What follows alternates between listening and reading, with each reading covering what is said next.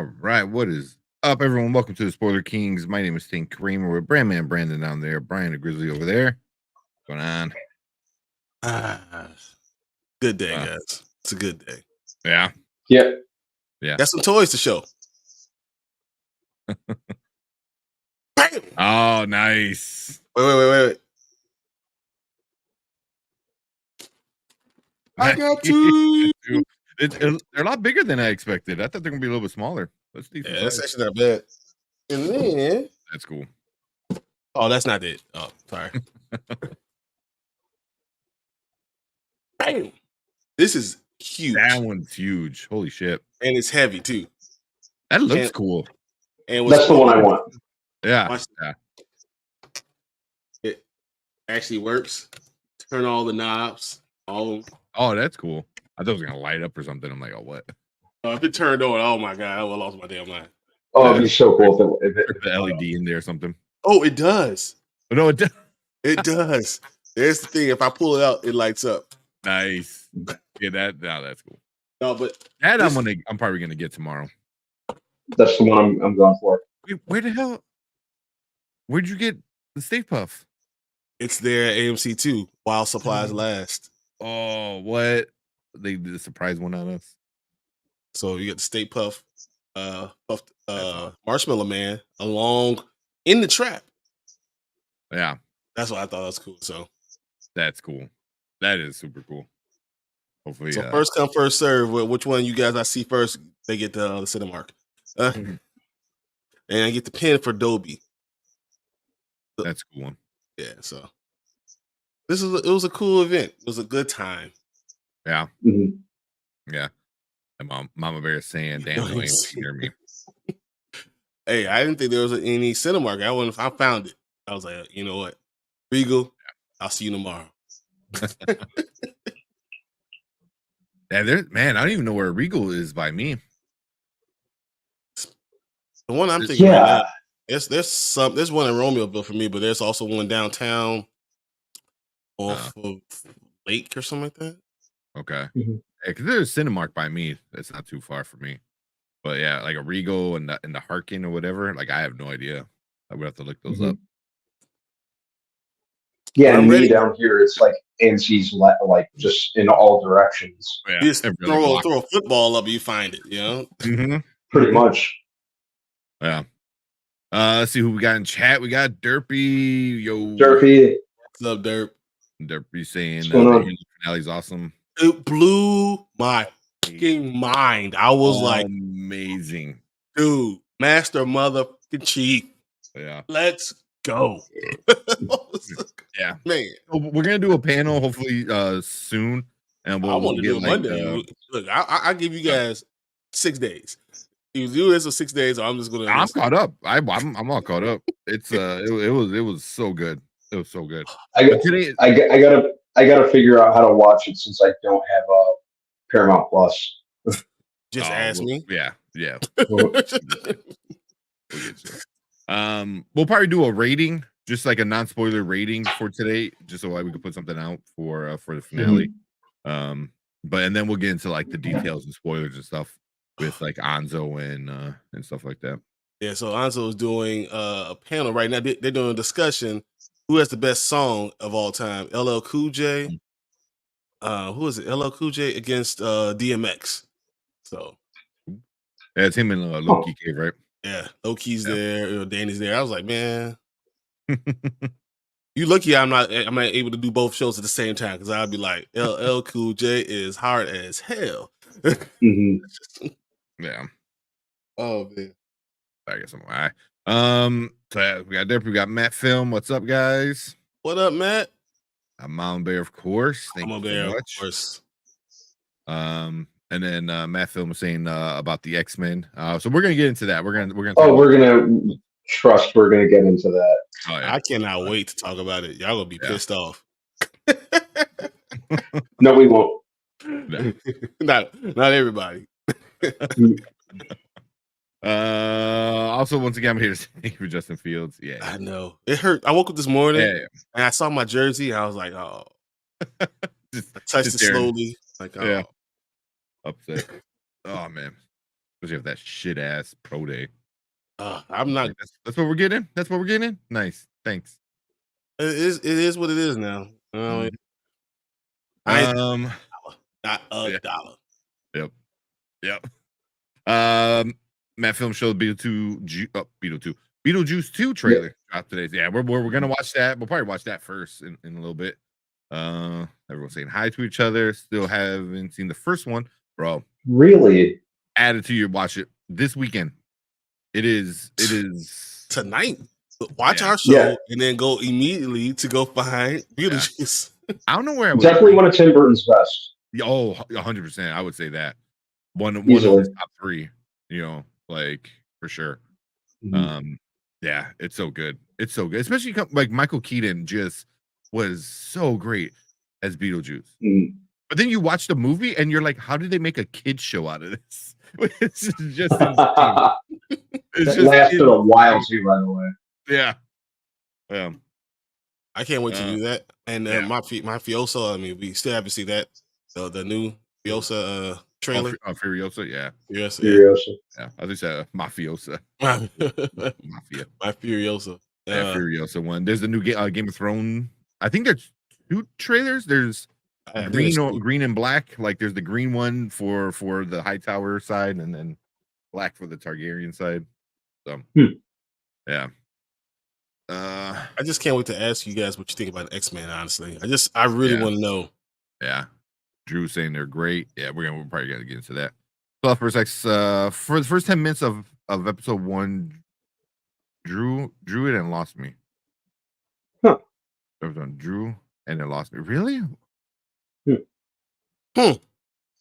want to know why. I saw the first 10 minutes of episode 1, Drew, and it lost me. It lost me. Really? Man, I got goosebumps when I heard that theme song. Yeah. I was like, let's go. The only thing that made me upset about the first 10 minutes was like, they didn't say previously on X-Men. That's the only thing. Yeah. Yeah, they did it on the second episode though. They did. Mm-hmm. They did it on the second episode. Yeah, they didn't do it on the first one though. I was like, I was hoping they would. Yeah.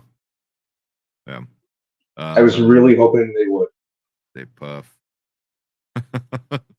Oh man, it's so sad. On Amazon Prime. What's on Amazon Prime? Halo? What was you talking about? Halo? Or the first season. Beetlejuice. Yeah, Beetlejuice might be on Amazon Prime. Yeah. I know at one point the first season of Halo was on.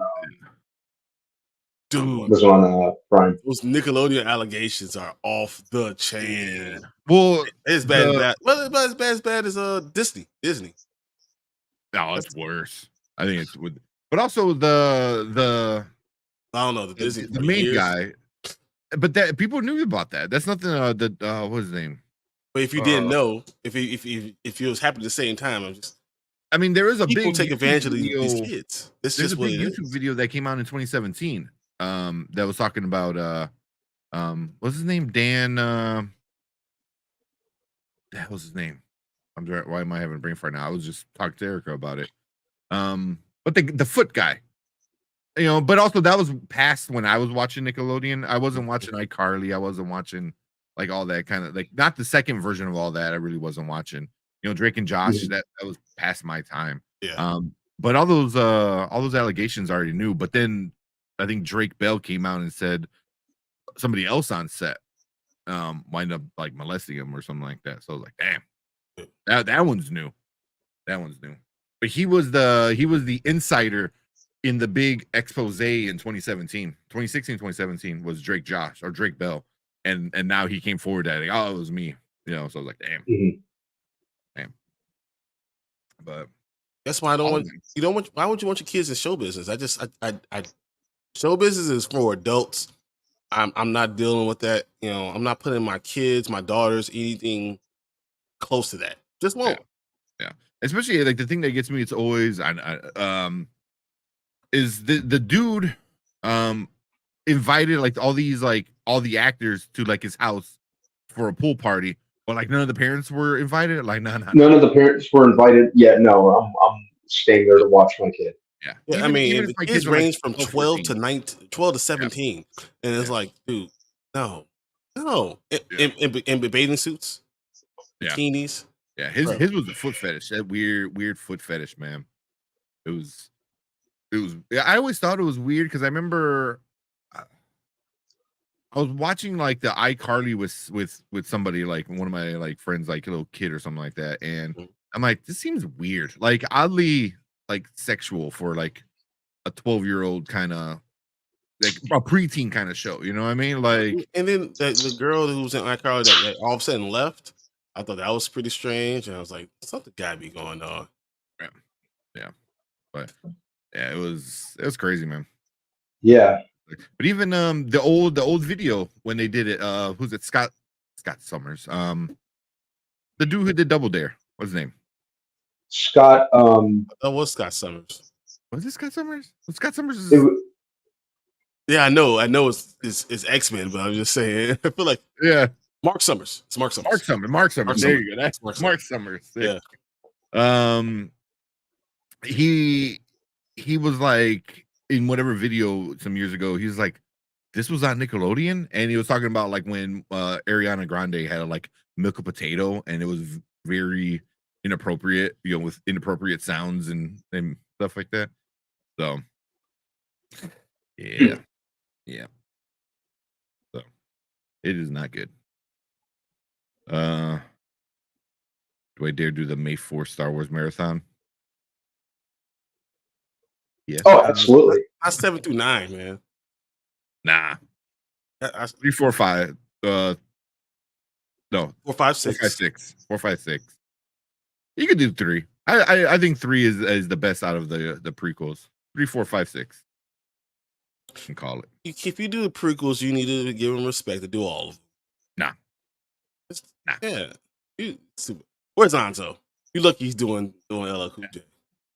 You know, you don't need to do one with Let's Amy. go, guys. The number 2 was like one of the worst. Number 3 is probably the best. Revenge of the Sith. So I do Revenge of the Sith, Rogue One, and then New Hope. I love Rogue One. Qui-Gon Jinn is. Do you realize how important he is? Do you realize? So, if Obi-Wan, Qui-Gon Jinn didn't die, and Obi-Wan wasn't forced into be Anakin's, master, Anakin's master. Anakin never would have became what Darth Vader. Oh yeah, 100%. Qui-Gon Jinn is literally that's why that's so important. And then Darth Maul is one of the coolest villains out there, So I mean, I'm not going to just sit there and shit on it, So I mean, I agree. I mean, Qui-Gon as a character is, but that's not number 1. I mean, that's not number 3. That's They also the best part of Qui-Gon Jinn was probably in books and in the cartoon. Yeah, that's when you get more of his lore. More of his lore. But the best thing is when Darth Maul is pacing back and forth when they're stuck in between with Darth Maul. Yeah, Qui-Gon is just sitting there, staying calm and just meditating basically. There's nothing better than that. It explains so much about Jedi and so much about the Sith, and just it's perfect. It's and he's just an awesome character. Yeah. Qui-Gon's also again the best. Where they build the lore on making him more of a depth character is also in the cartoons. Like that's why episode 1, you can watch that one scene, the fight scene at the end. That's it. I think you're not giving Mace Windu enough credit. Like people like to see Mace Windu. It's very important. How much he's in number 3 the most, isn't he? He's in 2 too. He's about an equal amount. Yeah, about an equal amount. He's probably more in 2 than he's probably more in 2. Yeah, I would say that he's more in 2. Up to 2, horrible. So bad. It was like the prequels kind of increased in quality for me with each movie. Revenge of the Sith is obviously the best one. The 3 is great. 3 is great. Yeah, 3 is great. I thought Hayden Christensen was allowed to like kind of that he got a lot of flack for his acting in the in episode 2. I think he was just doing as instructed. to kind of act as someone with repressed or kind of inhibited emotions. Yeah. And I thought he conveyed that pretty like decent enough. Episode 3, he was allowed to kind of, anyone who says that he can't act needs to watch a movie called 2 movies. There's Life as a House, and then that other one he did, Shattered Glass. The dude has acting talent, and even he showcased that in the new content. Ahsoka. He's Ahsoka, Obi-Wan. I thought I'm liking this little comeback of sorts that he's been having. Mhm. And if he really is the voice of Shadow the Hedgehog, I think that's even better. Right. I forgot about that. Mm-hmm. I hope he's the voice of Shadow. I think that suits him. Yeah, that'd be super cool. That'd be super. Yeah, that would definitely suit him. Yeah, yeah. But the Star Wars, obviously. To answer your question, yes, watch them for May the 4th. I always do it. The only Star Wars movie I admittedly have not ever watched and don't have any plans to watch is Rise of Skywalker. Just because I would. It's like it's on my permanent movie blacklist.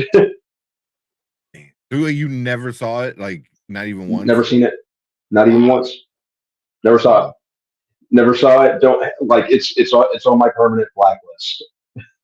Wow. I mean, probably the right call. But I remember seeing it. I saw it twice in theaters because the first time I was like, I don't know, and then the second time I was like, oh yeah, I know this sucks. Yeah. So, but yeah, that was not good. Yeah. You're saying both seasons of Halo are on Amazon Prime, and I thought I saw them on there. But you when I came across them a couple of days ago, you had to pay for them. Yeah, so you have to be subscribed to Paramount Plus. So it's Paramount Plus through Amazon Prime, basically.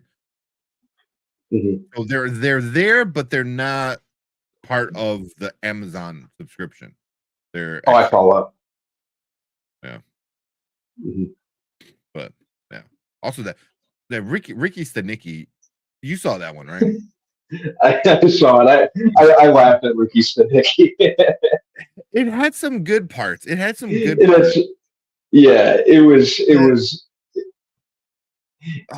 was entertaining in a dumb, like very very very early '90s comedy type way. Yeah, even like John Cena, I thought like the parts of it were funny, but for some reason when it came together as a movie, it just felt like it didn't blend well together for some reason. I don't know. Yeah, it was off. It kind of felt like the last 25, 30 minutes kind of belonged in a different movie. Yeah, exactly. For sure. Exactly. It's very much potty humor. It's very, very goofy humor. And then at the end, it tries to be this uplifting, happy thing. And I'm like, yeah, it felt really out of place. And one of the Farrelly brothers directed it, so I think I kind of they've made some of my favorite comedies, dude. Dumb and Dumber, There's Something About Mary, 2 of my favorite comedies ever. Yeah. I think they also did series. I think they did Green Book. They did. Peter Farrelly, because he directed this one. He did Green Book. He did that other Zac Efron movie from like a year and a half, 2 years ago, Greatest Beer Run Ever, which was just okay. Yeah, it was okay. I thought Efron was the best thing about it. I thought he did a terrific job in it. Yeah. And they did this one, which they could have done more with it. It wasn't without its merits, but like we said, the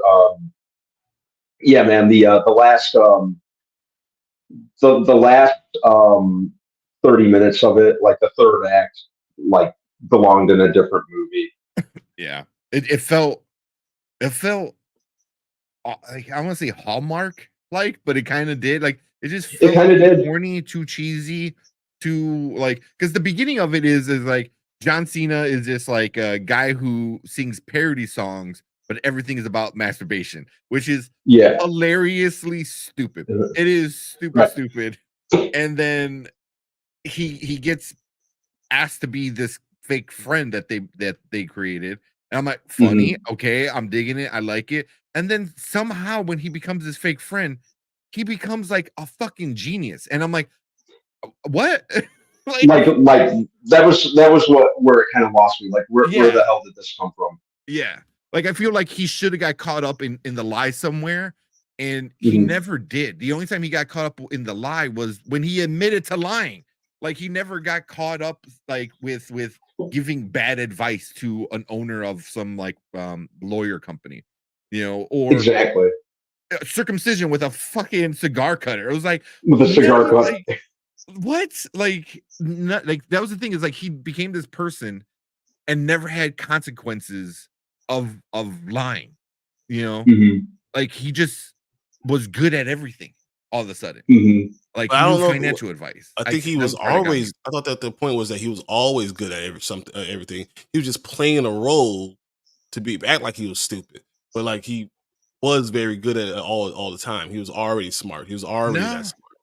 No, it's just they made him seem like he's such a dedicated actor that once he was told to become this person, he just became it. He became this person. He's like, oh, I studied for days on your boss's company, or I studied, you know, this in the rainforest because you said I did this, you know, work in the rainforest. And it was like, you're an alcoholic singer, you know, in Atlantic City. Like what? Like you learned like finances and lawyer shit and medical stuff. Hey, thank you. Thanks for subscribing. Thank you. Thank you. Subscribe. You know, so that's why it was like I feel like there's a part he's at a party and he's kind of getting drilled a little bit and it never got caught up with him.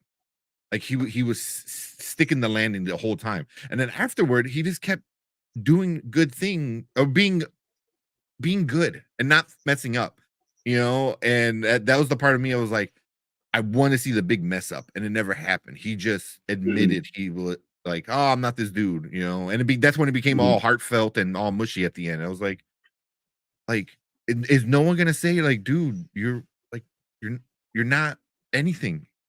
Like, yeah, I don't know. You didn't suffer any consequences. Yeah. I mean, no one really did besides Andrew Santino. You know, did anyone suffer any consequences? Yeah, and that was a pretty light penalty he got. He was just made to sleep in the backyard for a little bit. Yeah, because he allowed this alcoholic, you know, actor to cut his son's foreskin with a cigar cutter. You know, yeah. So I don't know, but that's stupid stuff that you guys like. That's why. It's funny. Parts of it were super funny, but it just didn't come together that well. You know, that stuff like that happened to me. I end up killing you. I would choke you until you stop breathing. I would cut off your air supply until you stop breathing. Your heart stops. Like you just can't play with me like that. I mean, you get a shot of adrenaline to be able to get him to wake back up. Like I'm going to kill him. So it's just no. I mean, probably not John Cena. Well, not John Cena. But that's the thing too. Is like the friends, like they had to play along because they were part of the lie. You know what I mean? So like he couldn't stop him, you know, from telling things. And then it was just like he kept digging himself deeper. And then the deeper he dug himself, you were kind of along the ride because you're attached to him, you know. So I give up easily. I'm not a good liar. That's my wife. She knows. Yeah. I was like, nah, I give up. Which is funny because one of the friends was just like, keep telling him the truth, tell the truth. And obviously the other two, they were like, no, we can't, because I don't know. It was kind of funny, the one. I think I gave it like 2 stars on Letterboxd. Yeah. Yeah, I gotta put up my Letterboxd review for it. Yeah. It was, some of the songs were kind of funny. I would say like Mhm. everything about masturbation, like just about like whacking it and stuff. Was, Mhm. and seeing John Cena like dressed up as Britney Spears and like running down Yeah, the alley. Yeah, you can't deny that John Cena goes all in when it comes to stuff like this. Like he's not afraid to like kind of poke fun at himself, which is great. Um, I think I don't know like how to describe his delivery because it's not quite deadpan, but his delivery of lines, especially when it comes to comedy, is just really funny to me. yeah, yeah. So reason. The buffoonery sometimes for me is just too much. But you know what? It's just No, me. no. Like I'm that type of person. It's like, all right, it's too much. But I think I think the one time it was really jarring for me was in Fast X because in Fast 9 he like played it super serious and then and then in Fast X he was like the doofus kind of like cool uncle. Uh-huh. Yeah, like completely different character. Completely Like, different character. you know yeah. why though? Mhm. Oh yeah, Family. yeah. Funny. That's the real. Mama Bear said, Yes, but "I don't see the point in lying." I mean, and that's what the whole point of the movie is they literally made a Bible about Ricky Stenicki that they kept track of all the lies since they were kids. You know what I mean? mhm, So like that's how much like they had the Ricky Stenicki Bible of lies. You know, mhm. yeah, That just sounds stupid. yeah, yeah. There you go. Oh, It was a little too much. I was hoping something good because like I like Zac Efron. I like Mhm. John Cena. I'm like, okay, I'm kind of curious, but Yeah, it yeah, I just like the actors in it. You know, yeah, yeah, felt very off. hey, yeah. I see the Yeah. interview with the vampire. Where we at right now? Where is it? The last time I saw was like 300 Over 500. over 500. Nice. And awesome. it was so awesome. And I was loving it so much. I wanted to talk about it because dude, I am so hooked. Um, my mom actually called me today, right? And she's Uh-huh. like, talking to me like the Anne Rice books. I wonder if they're gonna do this with the Anne Rice books. And then I saw a comment as, did you guys read the books? Are you aware of the books? And Mm, like, yes, yeah, yeah, yeah. aware of all the things. And Aware of the book, but yeah, and and I think they've taken a lot of liberties, and I'm loving Mhm. everything they've done, and that's why I can watch it and it be totally different. I think it makes more sense. So I'm excited about Yeah, that. I think the changes that they make work. mm-hmm. Um, I think they work. Dare I say more than the changes they made in the that the movies did. I think like the interview with the vampire movie. I thought that movie was fine. Yeah, Um, but the drastic changes with Queen of the Damned were just now that is where they really went wrong. Trying to merge Vampire Lestat and the Queen of the Damned book, and they compressed but it he's into a movie that, the number one most important vampire. Like, what are you doing? yeah, they just did it so wrong, man. And you know, um, it's an epic saga, as cliche as that may sound. It's an epic it's an epic sweeping vampire saga. It deserves to be, just do it correctly. That's why I'm kind of excited to see if, I've said it multiple times. I know you guys are sick of me saying it, but do Interview with the Vampire, do Vampire Lestat, do Queen of the Damned, do them like in increments, like seasons, like they're doing with I'm hoping they have that high concept for I don't this. know if they're going to do Vampire Lestat. I feel like will be the next thing, the next season. Season Mhm. Yeah, 3, I Yeah. can see Interview that. with the Vampire will be the Vampire Lestat. Mhm. It's giving you like Yeah. in between, Yeah. understanding where he came from and understand his story. to go against Yeah. the whole interview with the vampire is always from Louis' point of view and understand, okay, this is what really happened and get into that. Yeah. And with them already establishing Lestat, I think the vampire Lestat novel is the next logical step to go. And yeah, we're seeing Louis' side unfold. Just have Lestat come in and be like, it's my turn to tell my side of the story. This is what really happened. that pretty boy who changed all the things and couldn't even remember half the stories. So I remember it all. This is what really happened. Yeah. Yeah. Because it looks like at the end of this one. Well, it looks like we're gonna get the end of Interview with the Vampire book at the end of this season. Yeah. Just especially from that last trailer we did. Yeah. I like these stories being told more probably in show form than I do movies. You kind of have enough room to do it properly. It helps you with the suspense too. Like, they have so many suspenseful storylines. So, like what we're gonna get in the theater is going to be epic. And the fact that I think it's gonna be over like 2.5 episodes of that. It's going to be so cool. Yeah, they're just gonna be eating people in front of you, like, bro. And people clapping. Like, wow, this is amazing. So no, I'm very excited about that in May. Dude, there's so much stuff going on. Oh, that's what I was gonna say. You saw they're probably gonna not do the Eternals too. Yeah. So they're talking about they including the Eternals into X-Men. Oh, is that what it is? Because I know they cut a lot of projects like off the board, and some they postponed it. Like I heard White Vision is gonna come in like 2026, I think, or something like that. Yeah. Which would make sense because but yeah, I heard they're not gonna do the Eternals. Like they were gonna mix them in with other stuff. Yeah. So I just scrapped it, but what they're gonna do is that when you introduce X-Men, you have those things. You could bring the Eternals in with the X-Men. Which makes sense. Because you can easily say the X-Men are the deviant gene, which is what they did in AXE. So exactly. Yeah.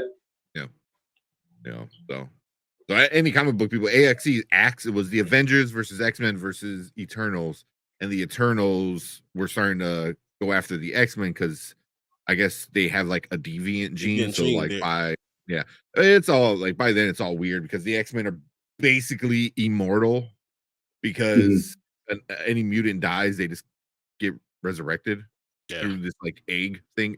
It got so weird recently. I don't know if they're going to go that far, but they will bring Cersei's along with, that will work. Yeah. Because they're going to have tie in. Yeah, you could tie in what happened. It was like, did the big dude in the middle of the earth awaken the deviant gene or the X gene? So I don't know. Yeah, I mean, that's gonna be all, and you can do it also multiversally. So I mean, whatever you can do a lot of different things. And then even the idea going forward with Marvel, with Molecule Man, maybe. I like the idea of Molecule Man being so. But they're not going to use Molecule Man to like his power. He's very powerful. He's a level. He's like a fourth most powerful Omega level. Omega level entity, whatever, god or whatever you want to call him, a superhero. But what they're going to do, they're going to kind of use it. What they did in 2010 when they retconned him, and they kind of made Molecule Man the one thing, like a bomb. He was a bomb that the Beyonders could use to blow up any in the multiverse, any universe in the multiverse. So, but instead of doing that, they're going to use the idea of Molecule Man. Like, there's one person in the multiverse that holds it all together, the most important thing. He's like a focus point. So without this one thing, the multiverse starts to unravel. So like the 616 would be Spider-Man. So even though they forgot of Spider-Man, it's great because now if the Beyonders are looking for that person who will destroy the 616, no one knows Peter Parker is Spider-Man. So like it's like they won't be able to find him. But like that it's the whole Deadpool idea that Deadpool's one of them. Maybe Wolverine in his universe is one of them. You know, take that person out, and then that universe starts to unravel. Maybe it's even the Fantastic Four. Maybe Mr. Fantastic does something to the most important person, and that's their universe starts to unravel, and that's how they have to travel in time to 616, or not travel to space to 616 because their universe is actually unraveling. Yeah, so it's like jump ship before it's gone, kind of thing. But this is how we're getting all this, the Secret Wars and all this stuff. This is how you use it. You have that instead of having Molecule Man, you have that type of idea that one person is the most important person in every universe, and they get a lot of stuff going on. Like if they die prematurely, it starts to unravel. Yeah, I see that because he did announce that Secret Wars was going to be multiversal. I think that already kind of came out. So yeah, we'll see. Cleve said just saw Spider-Man may be in X-Men 97. I heard that too. He was on the newspaper that flew by in the beginning. So, and I wouldn't rule it out. They had like a pretty big crossover event back in the well technically it was the Spider-Man animated series, but yeah, but they all crossed over. Marvel didn't sell all the best, all their A characters. Because I mean, think about it, all the characters they sold off are all the best characters. You know, like we talk about Incredible Hulk. Talking about all X-Men. X-Men is the top of everything. Fantastic Four. Spider-Man. Like everything they sold is the best. They're the A1s of all the superheroes. So getting that stuff back and then being to put that storyline back together, it's going to be pretty interesting. Yeah. Just thinking like how much Disney has bought or come from and stuff like that, because like so Disneyland, Disney World, I should say, in Florida, got all their stuff. But if you go to Universal, you have Simpsons, the whole Simpsons land, which is Fox, which is owned by Disney technically now. Yep. And then you have the Marvel land, but the Marvel land is more the comic books. Yep. But they own the comic books now too. So Disney is also in Universal when you think about it. It's crazy, because but that's how much Marvel sold everything so they can survive.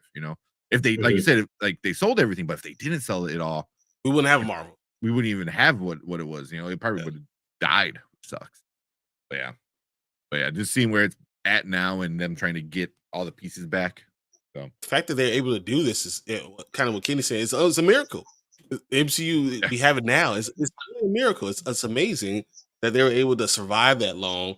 Thank goodness Wesley Snipes came in and saved with Blade and started all this stuff. Because we wouldn't have Marvel if this stuff didn't happen. They didn't have anyone. The main characters we have. Iron Man is not an A character. Iron Man is a B character. Until recently. Now in the comic books, he's like, but think about it. Incredible Hulk has always been more popular than Iron Man. Than Iron Man. Oh, easily. X-Men, always. Spider-Man, way more important, way more popular. Like Iron Man is like 5th or 6th on the list. Yeah, I'd go as far as saying like, Spider-Man is like the Marvel character almost, or at least one of them. I think it's Spider-Man, X-Men, and Fantastic Four are all right there, with the Incredible Hulk being number 4, like right there. Yeah. Mm-hmm. Yeah. I almost said that he's like in the top group. Like he's definitely someone that I think of when I think of Marvel. Spider-Man, X-Men. Yeah, and then like a almost like a tie between Fantastic Four, Brian and Hulk. Yeah. There's times where I think Hulk is probably even more important than Fantastic Four, honestly. Yeah. Like he's someone. Yeah. He's one of the Marvel characters that I always think of first and foremost.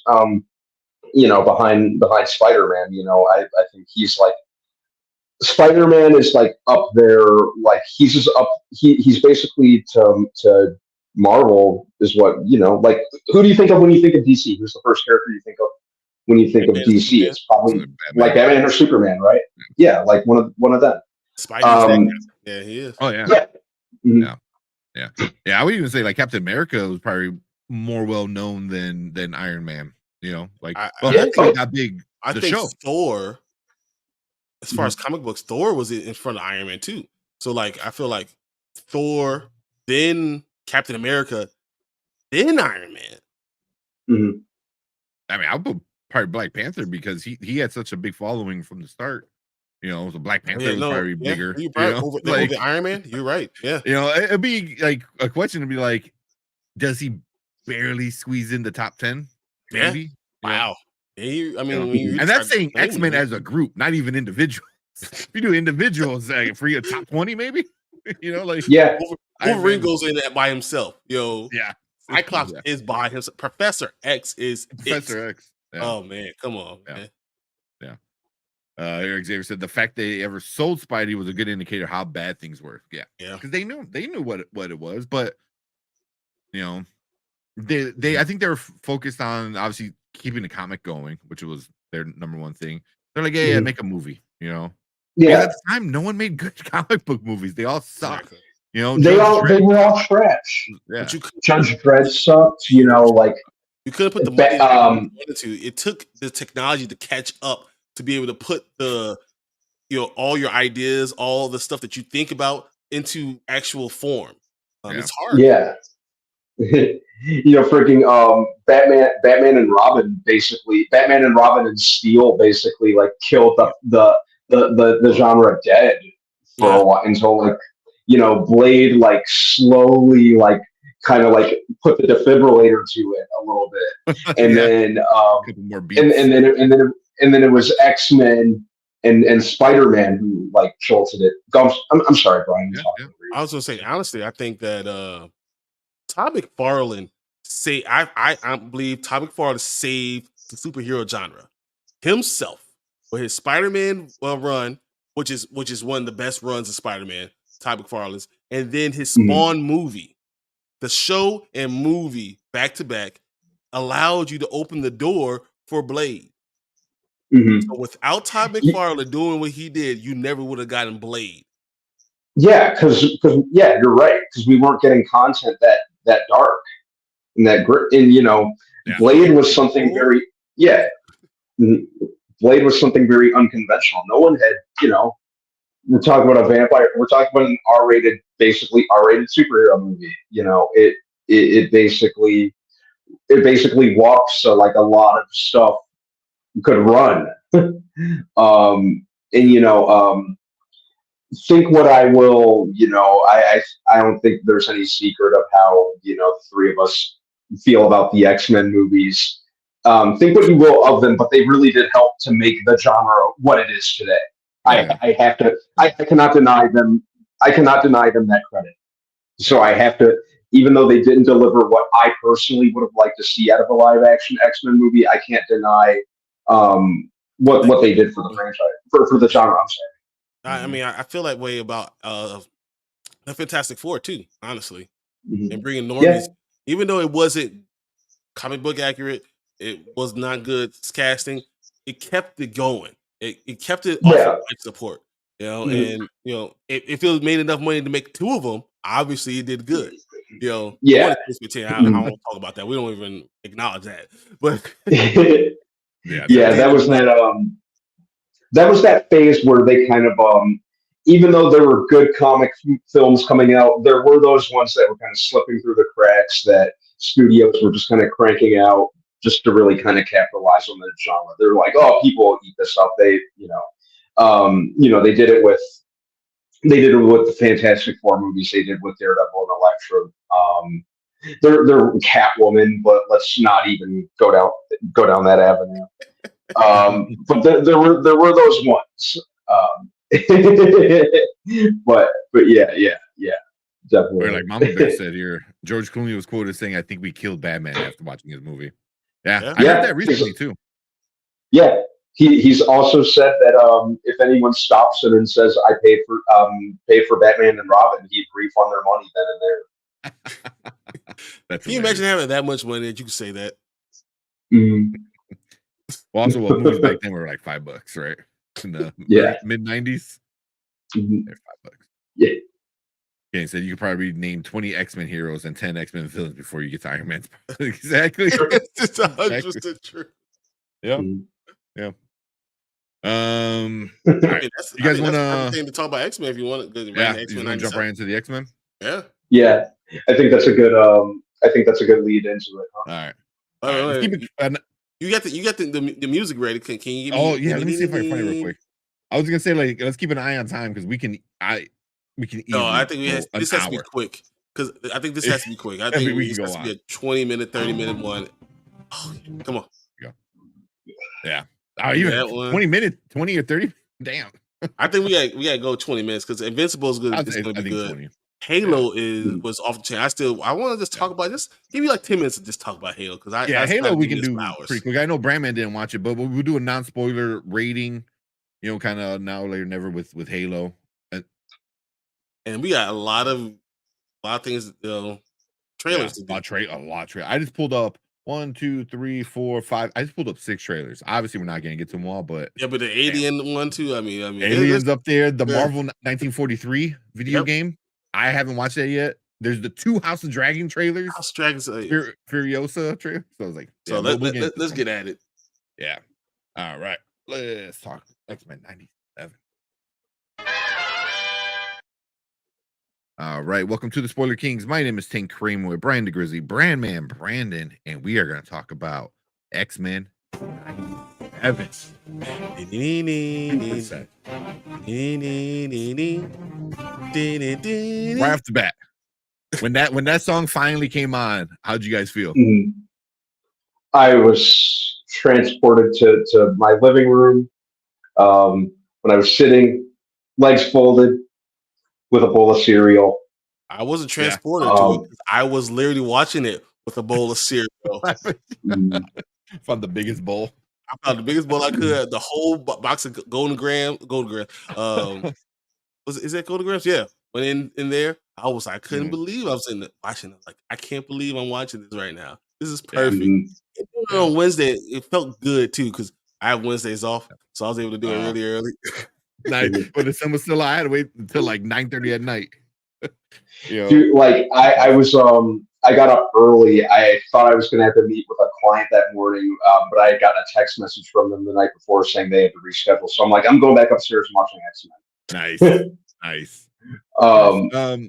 So we'll get into the story in a second, because stuff happens, but I want to get into how you like the intro because that was a big thing and just the animation in general. What do you guys think? Because they did change the intro and they added people and they extended it a little bit longer. How'd you guys like that? And how'd you like just the animation style? You know what? I liked it. We already saw, like a month and a half ago that they were updating the animation. So yeah, at that point, I had kind of come to grips with the fact with the thought that they were going to update it. But they updated it. They really, if you think about it, they really only updated it. They still respected the original, what came before it. It just looked more. There were a couple changes here and there. It looked more polished, and I'm thinking, with the way that, from episode 1 to episode 2, like the addition of like Magneto, that sort of thing. A couple of obviously they're going to reflect the narratives and what's going on each episode, which I think is cool. I almost kind of thought it was, dare I say, with that element was almost an upgrade from the original. I thought that was just like if they're doing it to like reflect what's going to happen narrative wise, I think that's really cool. If it's going to vary from episode to episode, I like that. The animation style grew on me. And as a continuation, you kind of have to expect updates like that. So I had made peace with it. I'm totally fine with it. I'm fine with the animation style. Really, it just looks more. It just looks more polished. It kind of has like almost this kind of anime vibe to it, but not quite. But I think it works. I liked it. Yeah. Yeah, I think it's interesting because anime is like still one of the only animation that's actually hand drawn. Not all of them, but Mhm. most. You know, you can't go to a Disney movie and expect hand drawn anymore. You know what I mean? Everything's Yeah. CGI. So I was fine with it. I was surprised though. I feel like the intro was a little long. Just because it I feel like it kept on going. And normally that would bother me, but I was so hyped. The longer it went, there Mhm. was music. I was just like, yes, give me more. But I can eventually see me like saying, oh man, Morph. They just added everybody in there. Like it's just so much, so many people. It just kept on going. And you know what? I kind of like that shot of Morph, like kind of like firing and like with. Obviously, they're going to continue that arc with Mr. Sinister from the original. Exactly. Talked about that too. And Yeah. I thought the intro was good. I was it was so nostalgia, but seeing Magneto in the second one was a little weird for me. Mhm. That Yeah. was a little strange. And then the Mhm. animation, I think it's spot on. I think it's exactly what you need to have when you have updated in technology. Doing animation this way worked 100%. Mhm. Mhm. Mhm. Yeah, yeah. The animation, I love that. I forgot what I remember reading, but they said like more or less more of this series is hand drawn, which you can kind of tell. You can kind of tell like Yeah. it's hand drawn, and I thought it looked gorgeous. It looked up to date, it looked clean, and it still looked like the original, you know. So yeah, definitely Exactly. appreciated the look of it. And the song, it did feel longer. It felt Mhm. faster, like faster pace, but longer in length. But I didn't mind it. I didn't mind it. Like So it was you stuck in. You're stuck in. You're yeah, like, all right. yeah, it was just like legit. I heard the song, got goosebumps, and it was just like, ooh, like I just like felt like a kid again, you know, like super excited. Right. Yeah, Yeah. yeah, um, That was cool. yeah. So here, real quick, some of these comments, and then we'll get into like the actual story. Mama Bear said Brandon's post about X-Men was said beautifully over on his Facebook page. Mm. He said he had a pretty good post about it. Kenny Yep. said I was ready to fight Sentinels myself. Exactly. You're gonna have At the end of that first episode. let's go. Yep. I'm gonna be like Wolverine. Yep. Let's Yeah. double me. That X-Men into essentially Duck, Nuck if you buck for fuck mutants.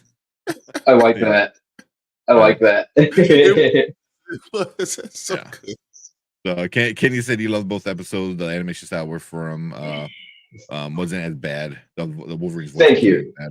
Yeah. Thank you. That's why I wanted to wait it out. You know, Cal Godden voiced Wolverine. It didn't, you know, too many people were quick to go off the one line he had in the initial trailer last month.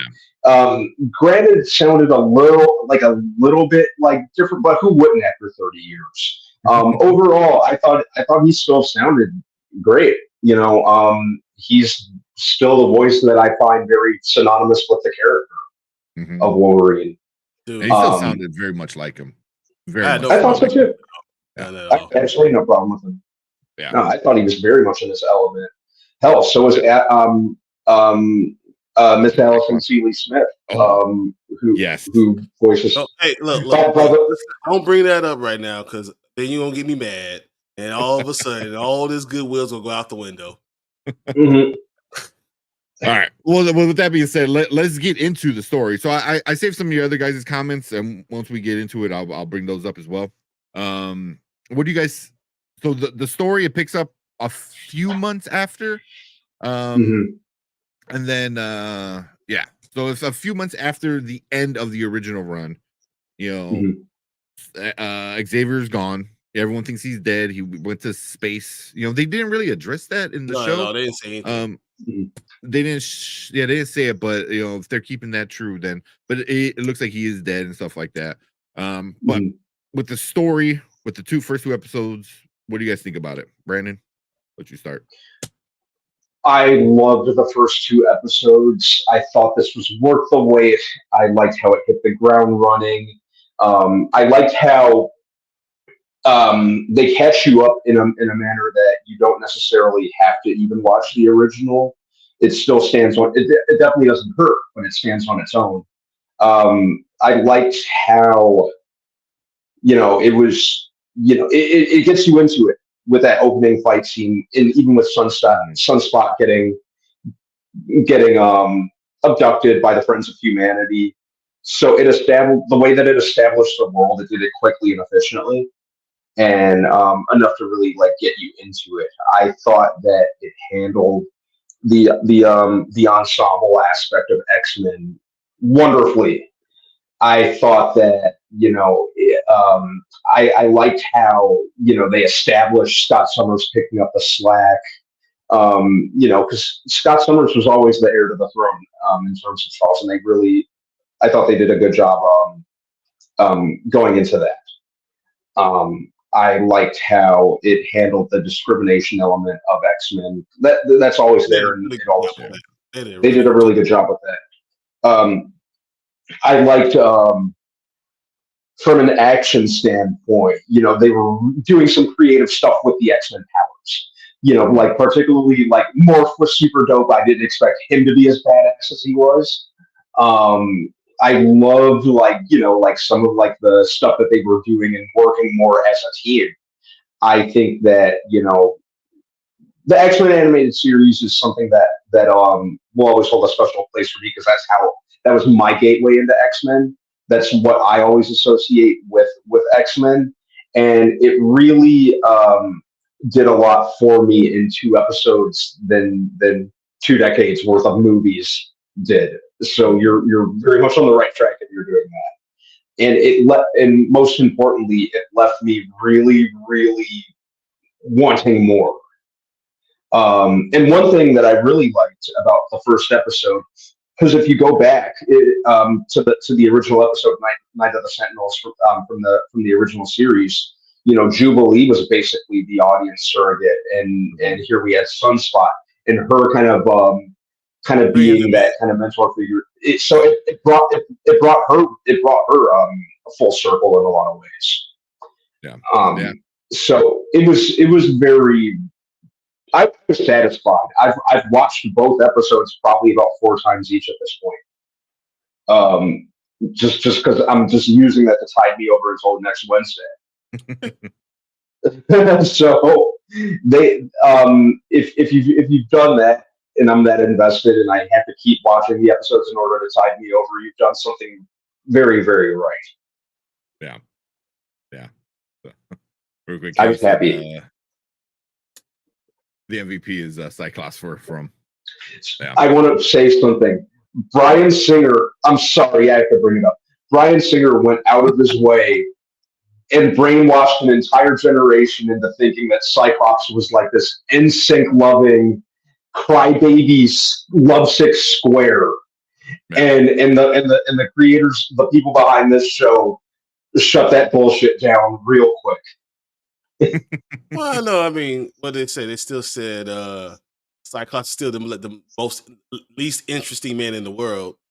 So I mean, they still did kind of put that out there.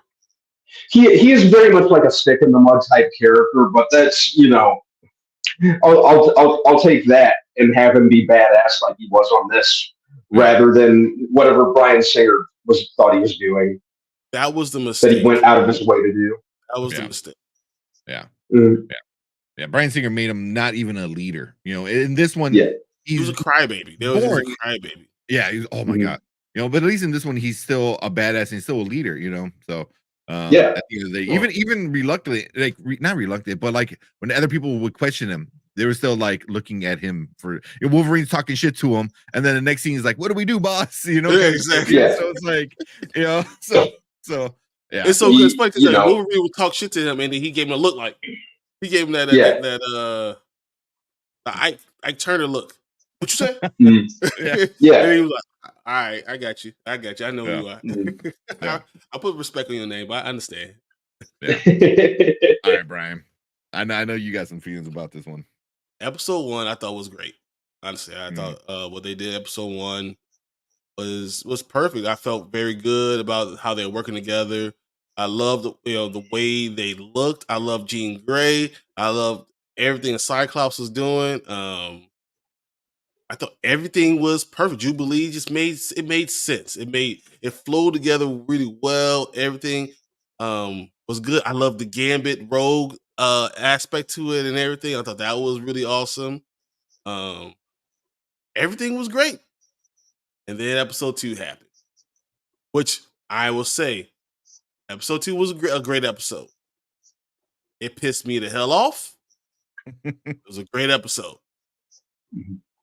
The exactly we just talked about Cyclops, and how Bryan Singer totally disrespected Cyclops, right? I feel like they always disrespect Storm and anything we've gotten.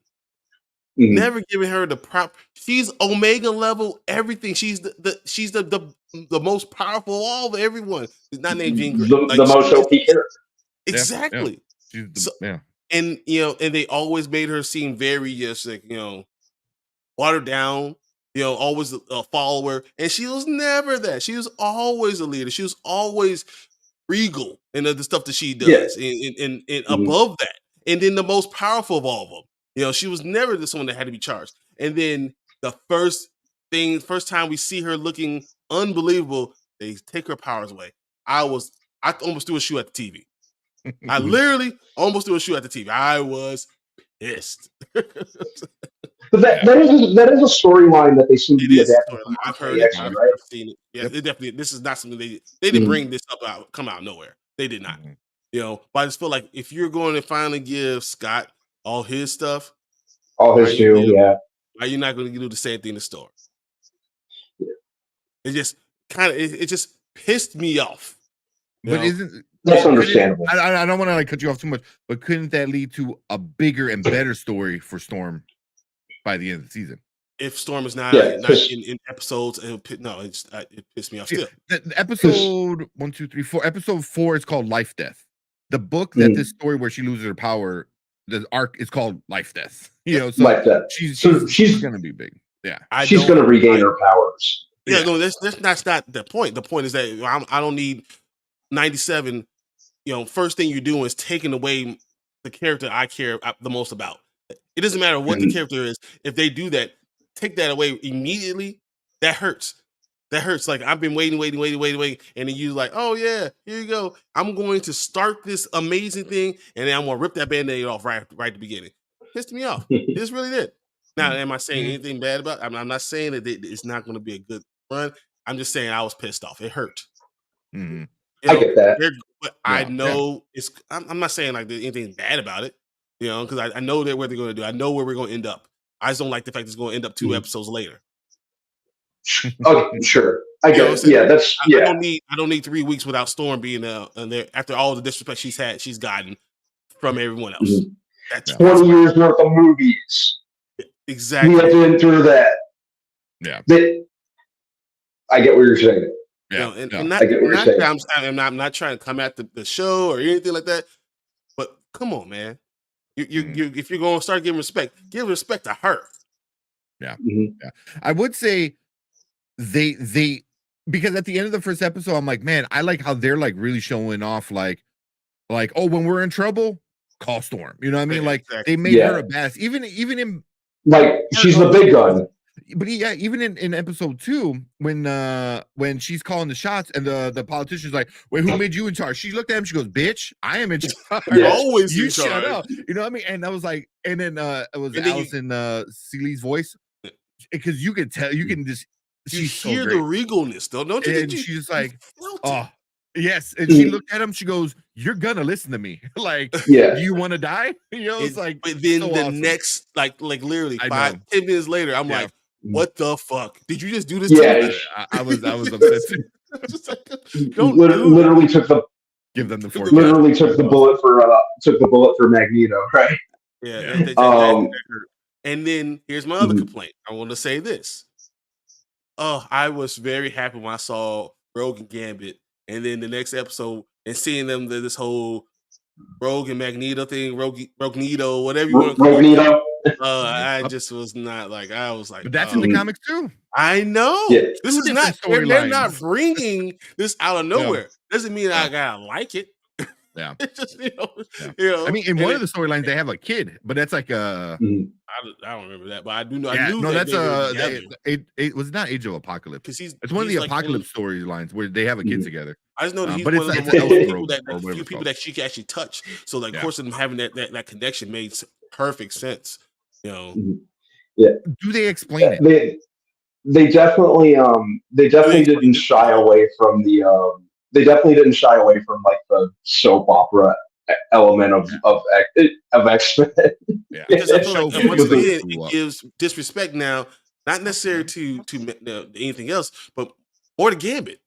And he gets pushed to the side again. And Gambit, once again, is one of my most favorite characters. So, like, now you two of my most favorite characters, you've already just kind of kicked in the nuts, you know, to a thing, to a point. You know, so it's like it hurt me. I'm not saying that any of this stuff didn't make sense, that these storylines weren't great. Yeah, sure. I'm just not feeling Rogue and Magneto, and I'm not feeling Rogue that Storm's going to be out of the picture for two fucking episodes. That's Only what's going one. to happen. You know, She comes back in half two, she was episode already 4. she wasn't in the first half of 2. I mean, second half of 2. You know, like she was on the bus out the door, no longer a fucking X-Men. Not the half. That's like at the end. Like that was like the prelude to the end of it. She shouldn't be out there at all. Like if you don't do it at the beginning of the episode, then be back in the second episode. So real quick, the part that you know, I agree with you. I hated it too. I didn't like that. I'm like, really? But I don't. If they're gonna follow because they already changed it. She didn't sacrifice herself in the comic book for Magneto. I forgot who it was. Somebody else. It was for Rogue. Yeah, it was for Rogue. Yes, it was for Rogue. Yeah. But in the comic, you know who she like falls in love with when she loses her power and stuff like that? It was Forge, right? Yes. Who? It was Forge. Yeah, it's Forge. It's Forge. Because Forge was maybe like they'll go together some shit. Yeah, maybe they'll go into this on the show because I believe they already said Forge is going to be on this season, but he was responsible for like the that tech that the Executioner was using. Yeah. Mm-hmm. So how would you guys feel instead of it being Forge, which would kind of be weird because isn't Forge Cyclops' dad? No, that's Corsair. No, that's that's the space dude. Christopher Summers, right? Yeah. Corsair, right? Yeah, Corsair. That was his name. Yeah. Yeah, he was in space. Space and all that. So yeah, never mind. But either way, like Forge helps Cable time travel and shit like that in the future. I don't know. What if she goes to Africa to like reconnect with like her home, her people and stuff like that, and then she meets T'Challa, Black Panther. That could have been great, but she got on the bus, so she ain't going. Yeah, she's going on the bus. I mean, how do you get to the airport? When you don't fly. She could have asked her to drop me off there if she was going to go somewhere. I think she just went on. She's going on her walking the earth thing, which is going to be in America, so she's not going to Africa. You didn't get on Africa and say, I could get there in 15 minutes in the Quinjet, but I'm going to go take the bus to O'Hare. Yeah, but you ain't taking the bus. Also like when you want to leave without anybody knowing, you don't ask the person in the house, like, hey, drop me off, but don't say anything. It's like you leave. Yeah, but you're not going. You're not going to fly commercial. You're Storm. You don't go. You're also never going to get through baggage claims. You're never going to get through any of that stuff. So where's your ID at? They're not going to do that. She's not going to be able to do that. I could see it, but I don't know if they're going to introduce like T'Challa when Forge is already in the original cartoons. I don't see them bringing anyone else into the X-Men yet. 97. Only one I can see is Spider-Man coming in. But it has to be a homegrown. It has to make sense. Maybe next year, not this year. Maybe next year. Yeah. So some of these comics. That it was the Age of Apocalypse they did hook up. Okay, that's what I thought. But that was not a side because I know they hooked up in the Savage Land, and that one's canon. And then there's another one where they have a kid, but it's not canon. Yeah. So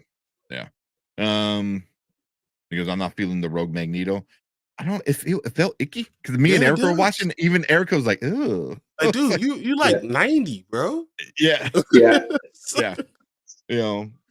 she was like, "Not again." It's like, oh, so this is already happened. So it's not like it's not. Can't stop it now. It's already happening. Yeah, feels like she was. She was even younger when it happened. Oh. Exactly. So like, yeah. imagine she was like 20 and he was like 88. 50. Yeah. I mean, talk about Holocaust. He's like I mean, I know it's with that big age difference, but also it's like I'm sure for Rogue it doesn't matter because like you're the only person I can touch. Yeah. Which is like whatever. But also at the same time, it's like Ew. very ill. I don't know. But do they explain it? Because you see a little zap when they're about to touch. You see the electric static. You see that. And I don't. Is it because like how does he cancel out her power? That's the part that gets me. How does and I think he puts electricity, so she sucks in the electricity. He has a limited amount of electricity instead of taking his power back. Actually, yeah. So he could just give her that. Yeah, because I saw somebody else talk about it and say like she can fly, and she so does she have some? Because in the comics, I guess too, she has some electromagnetic power, which is how she can fly, and that Magneto cancels out that so she can touch, but it never really explains it. I'm on like how. I just thought that he's always drawing electricity, so she could take the electricity. And he's just drawing, just kind of like he just no matter what, can't take enough from him for him. Yeah, you're not even touching him; you're touching his hand that still has electricity going through his hand. Yeah. I'm gonna chalk it up because of comics. Because comics. Yeah. I mean, that's all. It's the force. Exactly. We got Mama Bear Mama Bear. Mama Bear. House of M. Oh, Anzo. House of M. Yes. And then Anzo said, "What's up?" It was Age of Anzo. Real quick, LL Cool J is the answer. Sorry. I didn't even know who they picked. They might have picked that. He goes, "Wait, you guys didn't? No, we all liked it, dude. We loved it. Yeah, can't not like it. I mean, come on. Also, when Cyclops also they blow up the jet and Cyclops is falling in the air and they all go into formation. He just kind of zooms down and uses his vision, his optics slow down and landing to make like one of the best superhero landings ever. It was amazing. Also, he's like, "Good job." I was like, "They didn't blow up your jet." Like, what are you talking about? Good job. You almost died. Not, but he's like, "Dude, I'm not. I can't." You gotta keep up that team morale, right? Yeah, I know, right? Also, I almost forgot to say, I was like, "Holy crap!" Jean Grey didn't faint once. Wait. When she had Cerebral on and she saw all the stuff. Oh wait, I got even a better one for you because full spoiler, obviously, we're getting into that. Jean Grey was actually only shown in one scene in this entire one, and she faints. Yeah, I was like, she does. That's not Jean Grey. That's not. And then at the end, you see that Jean. I was like, you actually see Jean Grey, and the only thing she does is answers the door, and then falls into somebody Morph's arms and collapses and faints. So, forgot about that. Technically, that's the only thing she does in the show so far was fainting. We'll get into some of that because I want to get into that stuff. Yeah, she's gonna get her power back. Yeah, of course she is. Oh yeah. She's inevitably gonna get her power back. Yeah. I just don't like it me because of all the disrespect we got from her, and then we give Scott Summers back to the respect that he deserves. Cyclops deserves it. Cyclops he will F you up. you don't mess Cyclops like that. He will mess you, and they took all that disrespect and they threw it out there in the first episode. But I just feel like Storm has been respected so much, and she's never gotten the respect she needs. And soon as I'm so excited about getting her, and they start really giving the respect, and then they take her powers away. I was like, motherfucker. Come on. I remember her in the original though. She was always kind of a badass too in the original cartoon. In the original cartoon, she definitely was. Yeah, the movies just ruined her multiple times. The movies got her. I mean, Cyclops gets respect in the first original cartoon. He's always been the leader. Yeah. He got respect in the first original cartoon. It's what Bryan Singer did. That really is the problem. I'm saying the same thing with Storm. Yeah. Again, that's why I hate the original movies. they all suck ass, man. Everyone wants to say they're actually good. No, they're not. They're not good. Yeah, like I said, like I said, I appreciate what they did for the genre, but as X-Men movies are freaking horrible. Yeah, no, I agree. I agree. Yeah, they're. Yeah, Beast. So Beast could be it. He's going to be the one. He's going to be the one that finds it out. Yeah. Age of Apocalypse. Yeah, Age of Apocalypse is canon, which I think that's the Savage Land one when they hook up. They hook up, but no, that's not the problem. He's talking about so what's not canon is them having a kid. No, yeah, that's not canon. And I forgot what weird because it's like a multiverse like storyline. Yeah, they explain in the comments, just can't remember what it is. Yeah. He said I won. LOL smoked DMX. Man, LL should smoke DMX LL should smoke everybody. LL is one of the greatest rappers of all time. I don't even want to get into that. So that shouldn't even be a question. Yeah. You said good job. I was mad confused. Yeah, right. That good job, X-Men. It was like, bro, they just blew up your part of the plan. $1 billion. Yeah, right. Yeah, that was fire. I had one issue though. Where did Archangel go? What do you mean?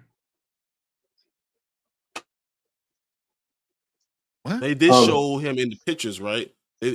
Archangel, they showed him in the pictures when they're looking at Scott. The original one. Yeah. You know, I mean, you could say the same with Iceman. You know what I mean? Like he's one of the original ones, but he's gone too. So I thought it was cool that Gene and Scott are the original ones. We're the first ones. We're the first X-Men. We're the original. Yeah. And meanwhile, Beast is standing right there. He's like, motherfucker. Like I built your fucking jet. Like fuck me.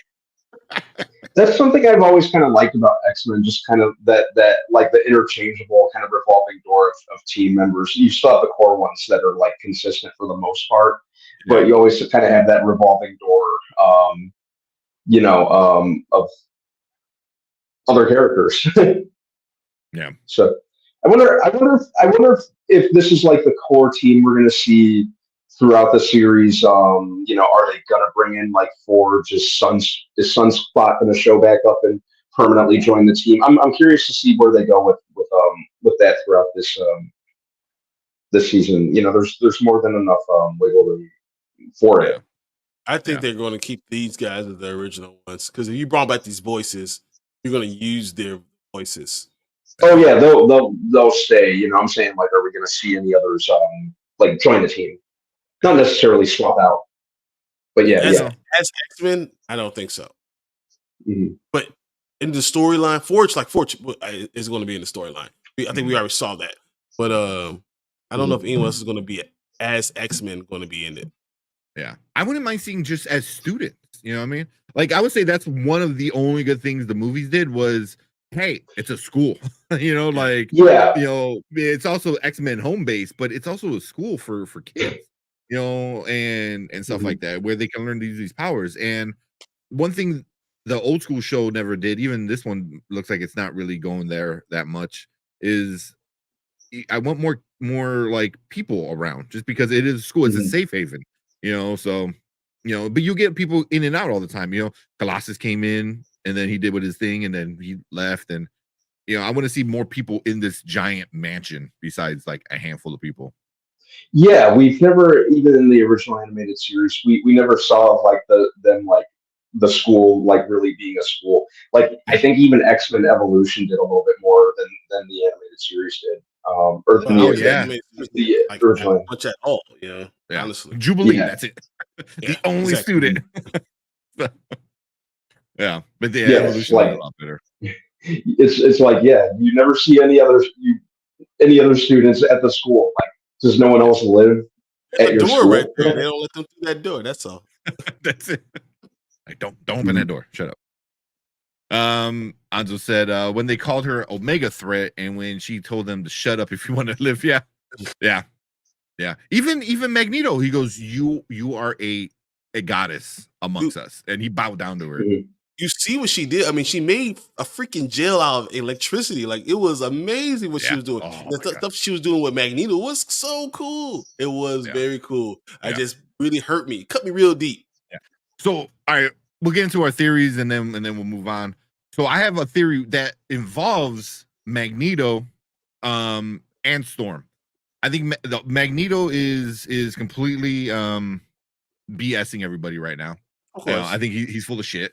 And I think Mhm. he's taking certain players off the table. What if he knows Storm is the most powerful? He bowed down to her, called her a goddess. You're the closest thing to a god that we have. What if he assisted Executioner with getting some of the technology? And then he was like, we'll get Storm off the board, you know what I mean? Or stuff like that. I don't know. I feel like he might. What if he's behind her, getting shot? You know what I mean? Like, he always knew, he's like, I'm not ever gonna get shot, so I'm good. One of these dummy X-Men are gonna jump in front of the bullet and take the bullet for me. And I just feel like he's building up to a big turn, back to who he was. He even says it in the first episode when Cyclops is like, oh, maybe Xavier was, wrong. And he's like, oh, yes, as much as I do, or whatever he said, like, Xavier makes mistakes. So he already said, this is a mistake, so I feel like it's setting it up. And he knows, in order, if I want to do what I got to do, I got to take the biggest piece off the table, which is Storm. You know what I mean? And now he's messing with Rogue. So not only is he messing with Rogue, he's also messing with Gambit. So now he's got 3 people already messed up, and he's got Mystique Cyclops. is coming. Mystique is coming after Jean Grey. Yeah. Well, I mean, I don't know if you know the whole storyline with they kind of did it a little bit back then too, but the whole Madeline, that's I think what's going on with the Madeline and Mr. Sinister kind of stuff, with Jean Grey side of it. But yeah, I think Magneto helped cause the problem of Storm. And I think she's gonna come back and fuck him up. I have a heart. I think Magneto's in his morals. He totally believes that they are the next evolution. And I don't think he would do that. Yeah, I don't think he'd do anything to like his, fellow mutant brethren, to like ever depower or harm them. So I'm not sure. I see a human. I think that would be a line that he just doesn't want to cross. Make someone who is a mutant, who is the next evolutionary step into. I don't see it into a human. I think that's beneath something he thinks are beneath them. I think what's going to happen is the X-Men are going to be doing stuff, and then he's going to eventually cross a line. Like, he's like, I can't sit there and watch this. No, I can't. And I have a hard time believing that he will let that happen to Storm. Yeah. That's true. I can see that, but yeah, I just want to find like a better reason why she lost her powers than just some dickhead taking the bullet. And taking the bullet for Magneto of all people. But yeah, he's gonna mess up for sure and go back to his original kind of plans. Obviously, what they're gonna do, they're gonna do something to Rogue, and he's going to F someone up. Yeah. And that's what's going to push him to the other side. It's like, I can't do this. I cannot play nice with these people anymore. And that's why I think you have the love interest there, because this is what's going to unravel Magneto. Yeah, do that. Any theories you guys got for the rest of the season? Hard to tell. Other than obviously the Jean Grey that we thought was Jean Grey is interesting. Like the easy speculation to say is, it's Mystique in disguise, or which one? Which one are you saying is Mystique? Perhaps the one that we thought we met, the one that we thought was Jean all along. No, I think it's the one at the door. Yeah, it's one at the door is Mystique. I don't think. I mean, we don't. Emma Frost playing mind games. Who knows? No, it's Madeline Pryor. That's Madeline Pryor. Yeah, that's who it is. So you don't think that you don't think either one of them? I'm saying, I think Jean Grey we've had Jean Grey here. No, That's what I'm hoping. I didn't think Madeline Pryor can use Cerebral. she's a That's what she's a clone. She's a clone. She is Jean Grey. Madeline is a clone, but she's not the real Jean Grey. You're not saying Madeline Pryor is not one at the door? No, Madeline Pryor is the one that has a baby with Scott, and it's Cable, which is what is the. Yeah, you're right. That's actually the storyline. That is the storyline. So Madeline Pryor is the one that we've had. Jean Grey. Jean Grey is the one who's at the door, and that's why she faints. It's That's because I'm at first I'm like oh yeah, I'm like wait, because the whole time I'm like oh it's Hope, but I'm like oh they keep saying a boy. I'm like but Gina and Scott don't have a boy, they have a girl, and then it's a boy, and then they call him Nathan. I'm like, or Nathaniel, whatever. I'm like Cable. I was like oh fuck, and then it all like 30 years of comic books started like coming back in my head. I was like oh shit. So yeah, so it's Madeline with the whole it makes sense because the whole Mr. Sinister thing that's about to be part of. He's gonna be the big bad guy, which makes sense. So you got Madeline messing with adding that, and then the whole morph thing with his PTSD with Sinister. And you think that's why she was trying to pull Scott out? Who? Trying to pull Cyclops early. Oh yeah, from when he was fighting Executioner. Yeah. Let's get him out the way. Let's pull him out and let me have my life with him now. Yeah. He was wait, that's not Jean Grey. No. In the comics, there's a clone, and it's weird. They kind of touched it on the original one back in the 95 or 6, whatever. When he marries Jean, and I think you find out that it's not the real Jean, but I don't know if they find out, if the X-Men find out it's not the real Jean. Could be wrong. It's also been 30 years, so I remember that. But yeah. Oh, Mom Bear goes. My name is Madeline. Nice. So you're the fake Jean Grey. Yeah. So I don't know. Do we even see Mystique in this? I think we do. Somewhere. Yeah. Trying to see. I don't know. They don't have a list of everything. Yeah. Sorry if I don't know if I ruined everyone's thing with the whole Madeline stuff. But here Kenny says, does Professor X come back during the final episode or something? Yes. I think so. I think he does. Final episode. But you don't see him as Professor X. You see something come back, and we're gonna find out that was season 2 that was Professor X coming back. Mm-hmm. Okay, I like that. Yeah, I wonder when he's gonna come back. I mean, yeah. I wonder how he's gonna come back. That's because are we gonna get the new stupid big dome Xavier? Because he is in space with aliens and technology and all that shit. So does he come back walking and with the big X dome helmet thing? I don't know. I don't know if they do that. I don't want them to do that. I wouldn't like that. I always thought that was a stupid looking Xavier anyway. But they gotta bring him back. He's still in the opening credits, in the opening intro. So yeah, why would you leave him in there if he's not gonna come back, right?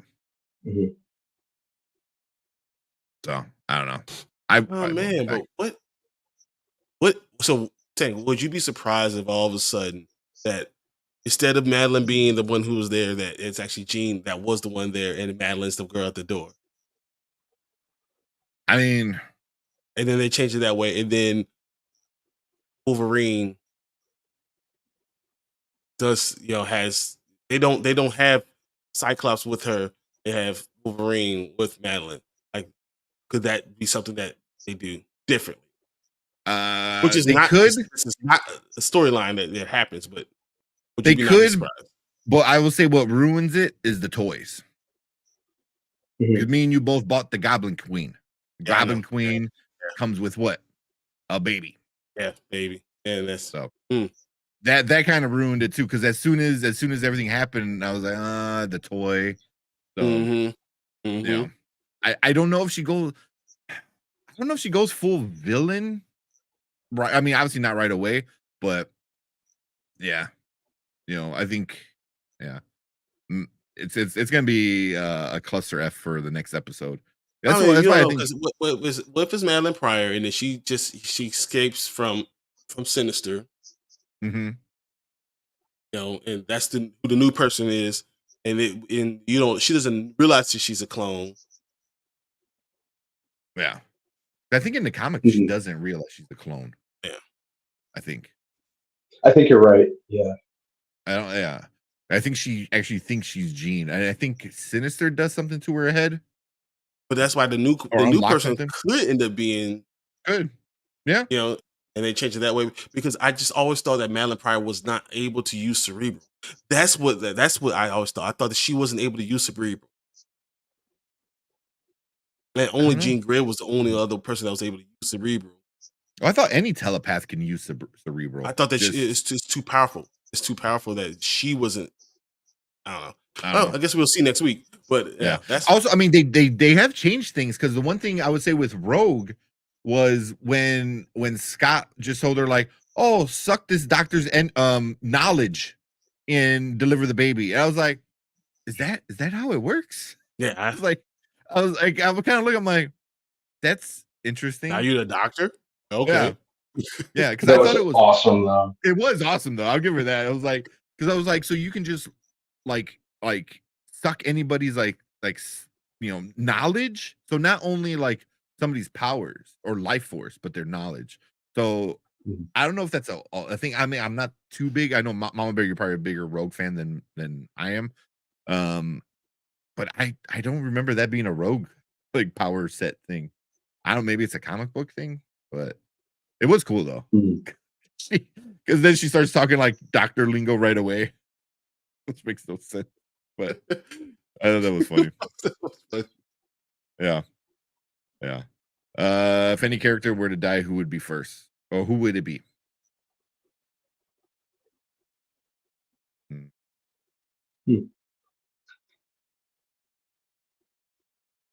I want to say Morph, but they already. I was going to say Morph because he's. But they did it already. Don't kill the guy twice.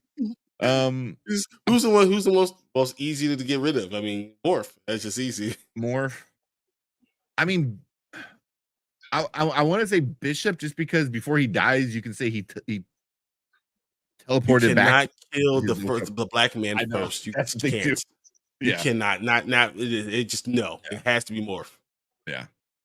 But yeah, I mean, honestly, I don't take the black woman's powers first, and then the black man is the first one you kill. Nah, bro. You want to riot? Okay. Yeah. I mean, because I would say Bishop is like the newest character because he didn't come into the show towards the end. But also Morph was kind of always around, but he was never big anyway. Yeah, I don't know. I mean, I really don't want to see any of them for a long time. So I think so. Well, he's an easy. And Morph is not a toy. Yeah, that's true. Is he the only? Oh, Beast is not a toy though either. Don't kill. Oh, they better not kill Beast. But I could see him being maybe one that he kill. I think you. I hope not. Yeah, you might get some fans upset, but. Yeah. Yeah, I'm not sure. Yeah, I don't know. Trying to tell me like who's my favorite like Beast, or pet. Beast gets jailed. Like again. He gets again. Has to go to court again. Oh jeez. Yeah, I don't know. I don't think they're gonna kill him. So. Yeah, I don't think there's gonna be any casualties personally. Yeah. At least not on the end of the X-Men. Oh, here you go. So Mom Bear said in some versions she can obtain memories. She does need to hold on for long enough though. Okay. So memories too. I guess memories is knowledge. Yeah. If you have memories, you have the knowledge of how to do things, and that would work. Yeah. Okay.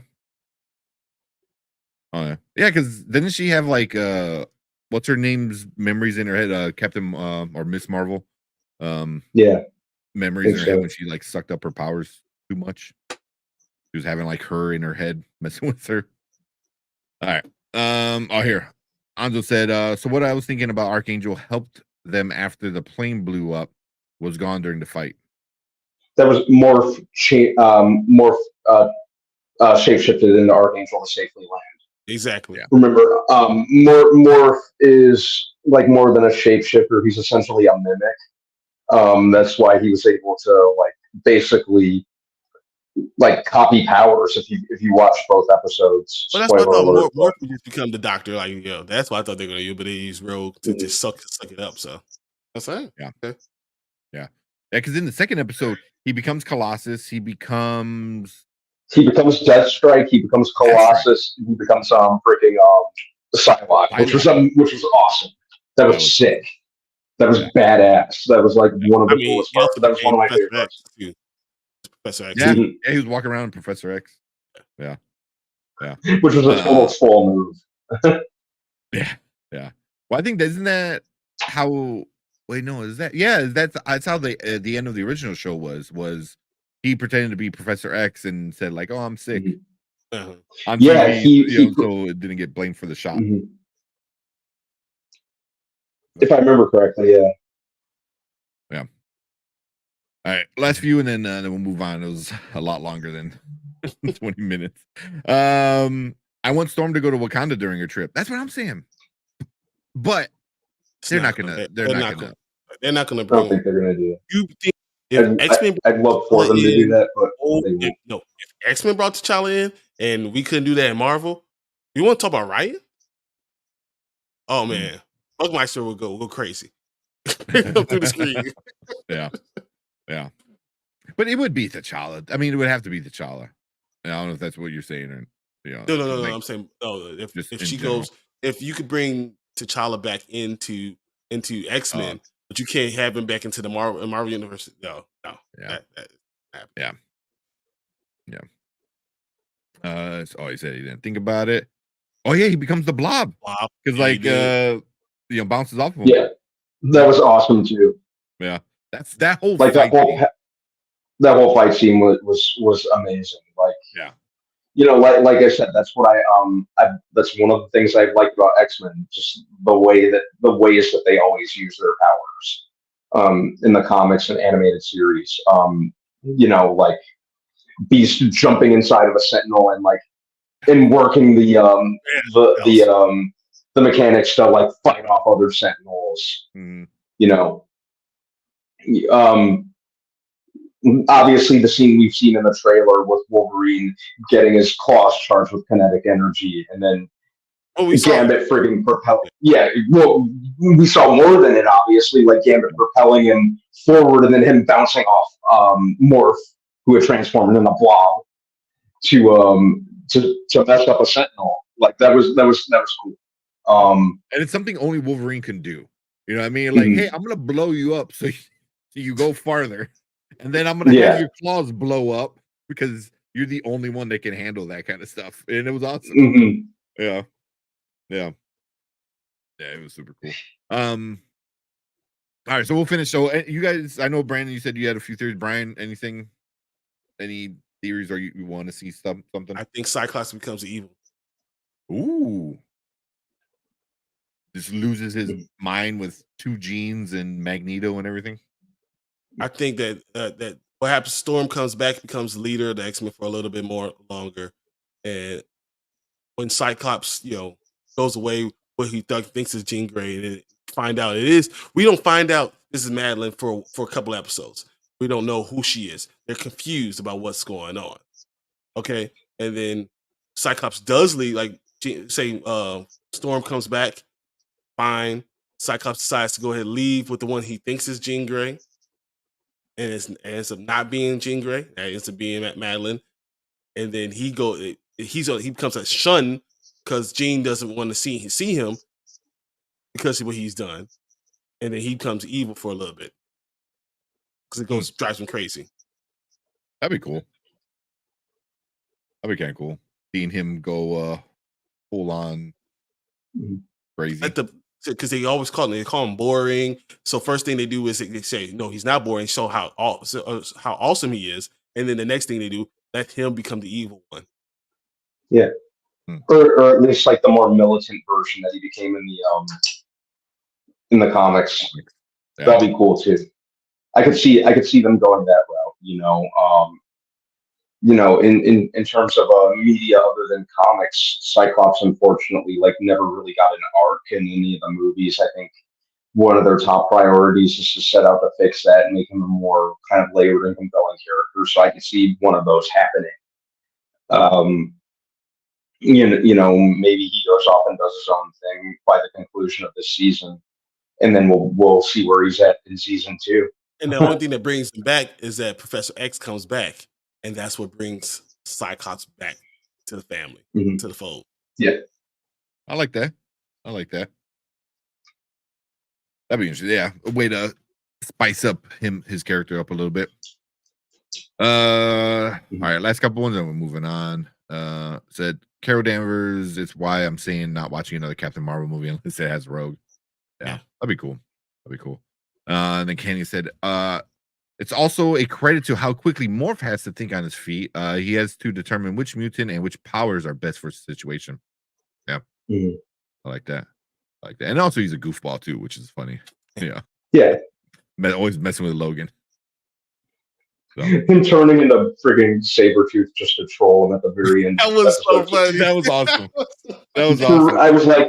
I was like, for real, dude. Sabretooth right there, like, oh, that was so great. I love it. Yeah. But it's also like, oh, hey, you want to hang out and talk? And Wolverine's obviously like, no. He's like, all right, you want to fight? It's like, like case me. That was super cool. But I'll finish this off with you. Go so much for superhero fatigue. Exactly, man. Perfect. Like when it's done well, that's what people want, man. This Invincible, the boys, Gen V. I mean, you got so many things going on right now with superheroes, and with good stories. That's what matters. So, but yeah, we're gonna end that there. Next week we'll talk about the next episode, episode 3, which is called Fire Made Flesh. That's the next on March 27th. That one comes out. So that sounds like an interesting one. But yeah. So make sure you guys hit that like button, hit the subscribe button, and leave a comment down below. Let us know what you think about the first couple episodes of X-Men 97. How'd you like it? How'd you hate it? If there's anything that kind of rubbed you the wrong way too, leave a comment. Let us know. We appreciate all you guys in the live chat. Stick around because we got to move on to our next topic for the night. All right. As I said, watch the clock an hour later. Hey, Anzo, before you leave, we got show his off topic there with the last episode of Halo was fire. It was so fire that we want you on Monday. You have to be on Monday. I'm throwing it out there. Monday. Yeah. Because we can't do it Thursday because we're always gonna have X-Men. We can always X-Men's always gonna be on, and that's always gonna take the time. So it has to be Monday. And I don't want to go too far away. Well, that's why I was like, maybe we could do something like maybe Saturday or Sunday, night. Ooh, an early one? And just do Halo. Because Monday we also got Ghostbusters. We gotta talk about. Yeah, but trust me, after seeing it, it's fine to be Monday. It's okay. Okay. we'll still have time to be able to do Ghostbusters. So. Yeah, we'll figure it out. I think Monday, I think we'll be able to do the Halo, and then and do split half and half. Yeah. And then we got Toxic Gamer. What's up, Toxic? What's up, Toxic? Yeah. How's y'all day been? Been pretty good. I said did a WWE Universe mode video where the main event Brian and Brandon face the Galler and Zack Attack. That's funny. I want if I can just get, I want to be able to one time just choke slam somebody. That's all I want. Or double choke slam everybody. or let someone slam me and I'm on the ground and then all of a sudden I Undertaker slid up. That'd be awesome. That's funny. Man, do you stream that or do you like do you do just like videos of it? Let me know because you should do that stuff on Twitch. Twitch likes that stuff a lot. So, with Zach Millen's Slappy the Dummy from Goosebumps. I My like friend that. Caleb Ace. That's funny. Mom Bear said, I'll behave on Monday. Is Lonzo there? Yeah. Yeah. Yeah. Man, hold on. My cat's on my keyboard. Mess everything up. I went to go scroll and instead of everything just got huge. So I stream it when it's only pay-per-view. When it's only a pay-per-view event. That's funny. That's cool. All right.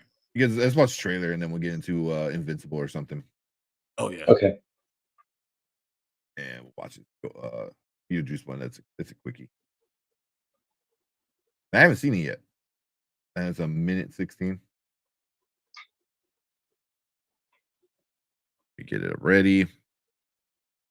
I think usually Erica doesn't like trailers, and I think she saw it before me. Oh jeez. So she loves Beetlejuice though. Let me know if you guys can hear it. Yep. Yeah, all right. I can hear it. Hey Kenny, right. leave after Beetlejuice. All right, after the Beetlejuice. All right. And shout out to Kenny, man. His video of the why am I drawing blank? His Talking about what the Society of the Society, American Society of the Magical Negro. Is that video is killing it. The last time I saw it was like over 10,000 views. Like Kenny, it's and it's such a great video. I highly recommend people go watch it. It's just what you awesome. did, Kenny. It's how you did it. The video, everything was just so well done, and I think this is the perfect video for you because of the way you put videos together. You do it so well, and it highlighted. And I'm glad that people are getting to get to know you because of it, because of how well you do things. And no one deserves it more than you. Also, yeah, really. So it was like one of my first videos I saw on that movie, and still I think it might be one of the better ones I've seen. You know, and I'm talking about bigger YouTubers too. I saw E-Mans and E-Mans was like, oh, yeah, you talked about it, but like, you know, you hit the points, you're funny, good edits. It was great. It was great, man. And you're not afraid to go in. That's the other thing. You're not afraid to go in. You know, sometimes when you're bigger, you want to be very general. You don't want to say too much. You don't want to hurt anyone's feelings. No. Yeah. Props. Yeah. So go check out Kenny Sparks for sure. I mean, I gotta tell you, he gonna pass us up, man. I'm so proud. He's about to pass us up. Absolutely. Come for this one video. Come on, man. He's doing more. His video is so good. It's gonna be more than what Jonathan Majors did for anybody else.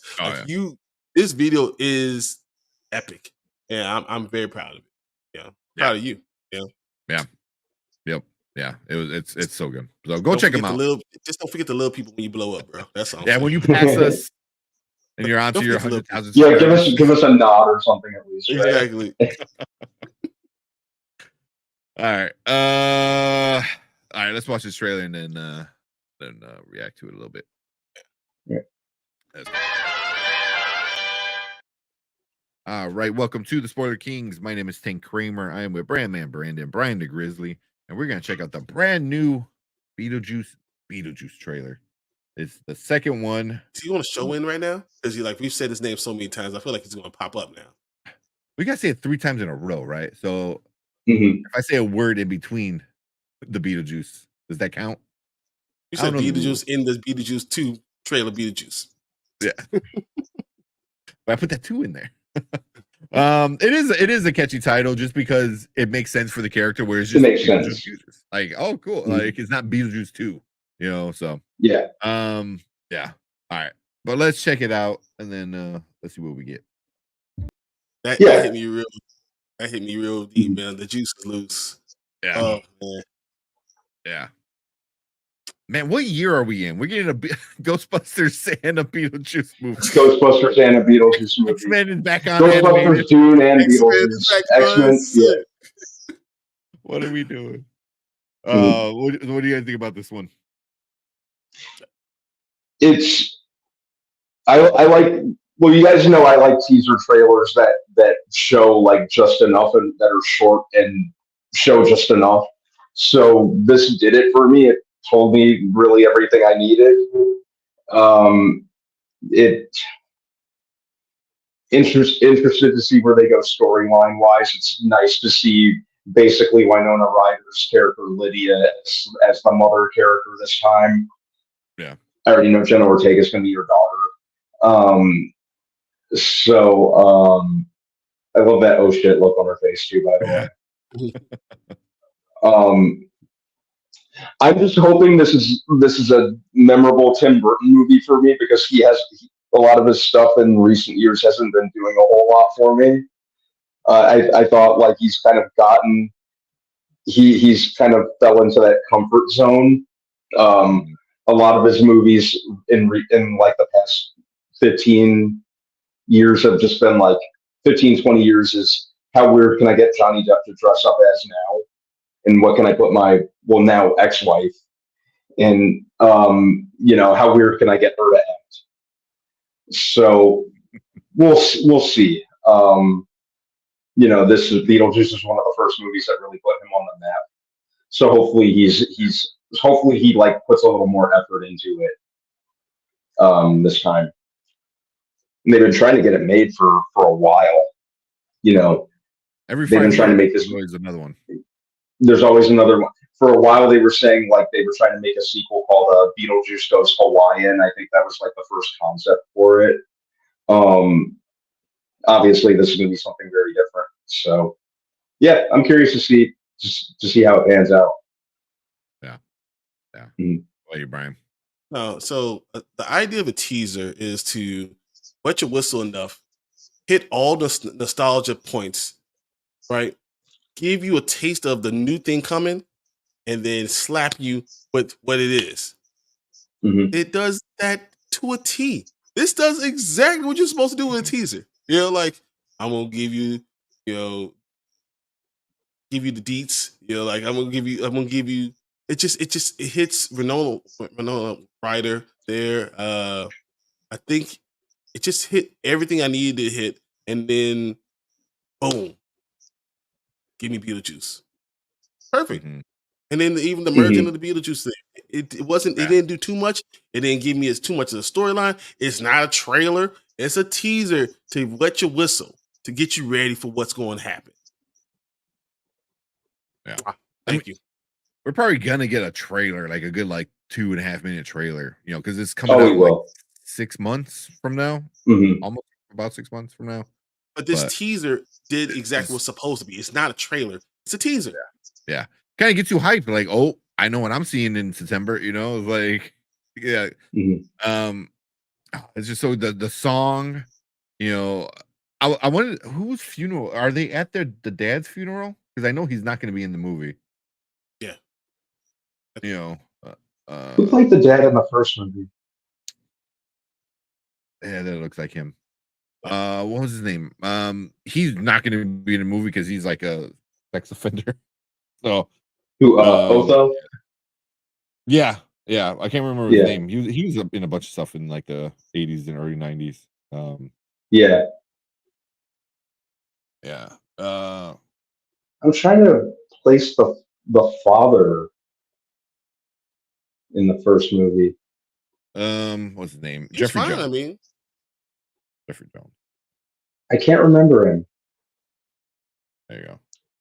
He was out there watering the plants. Oh, It's fine. yeah. Okay, now it's coming back. Yeah, it's coming back now. So it kind of looks like that might be him. So I think it's him. Mhm. they're killing him off. Yeah, I think it's. That's why his wife was there. Fine, going in. Yeah, I think that. Yeah, the it's kid, grandkid. Mhm. Yeah. I was gonna say who was that other person because there's somebody next to Winona Ryder on her left Mhm. side. they show. Yeah, some dude. But yeah, and then this dude always plays a villain. So Vern Gorman. Yeah. He's just got that face for it. Yeah. So maybe Lydia got married. Maybe that's her husband. Just speculating. Yeah. It could be. But obviously you care about, Beetlejuice. The title character, right? It looks good. It looks so good, man. Mhm. It's just that's the look. That's the look I was going for. Even old with the wrinkles, because Keaton's not a better. 20-something-year-old man. It looks better. It looks better with the wrinkles. But I can, my god! Like because they could have, quote unquote, like de-aged him with like some makeup and stuff like that. But allowing the wrinkles, allowing him to look older like this, like I just feel like it's gonna come into the story somehow and stuff. And it just brings me back to my childhood again. Yeah, I twice hope this week with I hope just to kind of give it even more of a throwback and really kind of like Burton vibe. Like I hope he relies on as little CG as possible and uses like miniatures and stop motion like he did in the original movie. Well, like he did in a lot of his old school like original movies. That would be really cool. I think Tim Burton's really at it. Yeah, and I think like the more kind of like stop motion miniatures, it suits Burton also. So I hope he does more of that with this. Can we get a sandworm? I was just gonna ask, do you think we'll get the sandworm? Well, actually, give me a little teaser, like give me something from Dune. Just talk about Dune a little bit. Oh, I can see him making a joke about that though. Like, at least it don't look like an anus. Like something stupid like that. Yeah. Oh, I think that's good. Yeah. You can see some funny stuff. So let's see real quick with the comments. Where we at? I get to those in a bit. Can't wait for Beetlejuice to come back. Toxic said dressed up as Beetlejuice once for Halloween. That's a good one. Good one. Yeah, and we're getting Godzilla and a Never Ending. So we're definitely living our childhoods now. Kenny said the funniest thing about Beetlejuice is if you watch or read literally anything outside of the movie, you would swear he's a good guy. Yeah. Which it's still crazy how they made a kids cartoon off of that movie. Yeah, and him and Lydia like having adventures together every episode. Yeah, like the dude that just almost like forced married you. You're like, yeah, we're BFFs. Yeah, like we're tight now. I just thought stuff is so bad. I was thinking about Weinstein. Oh my god. Oh man. That's same guy who has the principal in Ferris. Yeah, that's who he was. Yep. And Kevin said Warner Brothers had pretty good film slate this year. People have to show up for all their films this year, just besides Dune Part 2. Yeah. I mean, if it is just Dune, depends on where it ends, but I mean, they're off to a good start. And they have a really good, they have a good slate. People are suspecting it will be Winona Ryder's husband in the movie that's next to her. Yeah, I can see that. He has to be a good-looking guy, right? I mean, I know Justin Theroux is from Modern Family. No, I'm thinking Ty Burrell. Justin Theroux is playing like some mystery character, if I'm not mistaken. So I could see it being Lydia's husband. Yeah. Interesting. All right. That makes sense. That's about it for Euler. But cool. Yeah. That's our thoughts for the Beetlejuice man. I can't wait. I think it'll be so much fun. Yeah. What were you gonna say? Why do you think they call him? Why do you think they're calling Beetlejuice? I think the daughter does it on accident. It's got to be the daughter. How about this? instead of something happens where the dad dies, Mhm. like her dad dies, that causes her to go into something, herself, and then she uncovers the house, and of course, but death just comes in, and he's always the guy, trying to be the salesman. Hey, you Yeah. want your dad? Like a Yeah, I bargain. got you. Yeah, I got Mhm. something for you. Yeah. Yeah. That'd be interesting. That'd be interesting. I'm kind of curious on how he does come back. You know, But isn't that the idea 'cause of a teaser? So now we have no idea about the movie. That's Yeah. perfect. Once again, it thanks. really is. Mhm. I hope they keep it Hopefully it's that not way. that dumb. Yeah. Yeah. Mhm. You know it's not though. You know the next trailer in like August is gonna be like 3 minutes long and tell you the whole story. That's They how they compress always do it. everything, and Going yeah. to be in Yeah. June. It's probably gonna be released in June, and then we're gonna see it in no, it's gonna be in July, and we're gonna see it in the Deadpool. Yeah. I see when's CinemaCon? I forget July, who's it right? with. I think is it July? Yeah. Yeah, I can see them another big trailer coming out. CinemaCon. You see that. All right. But cool. Yeah. Thank you guys for checking us out with the Beetlejuice trailer. Make sure you hit that like button, hit the subscribe button, leave a comment down below.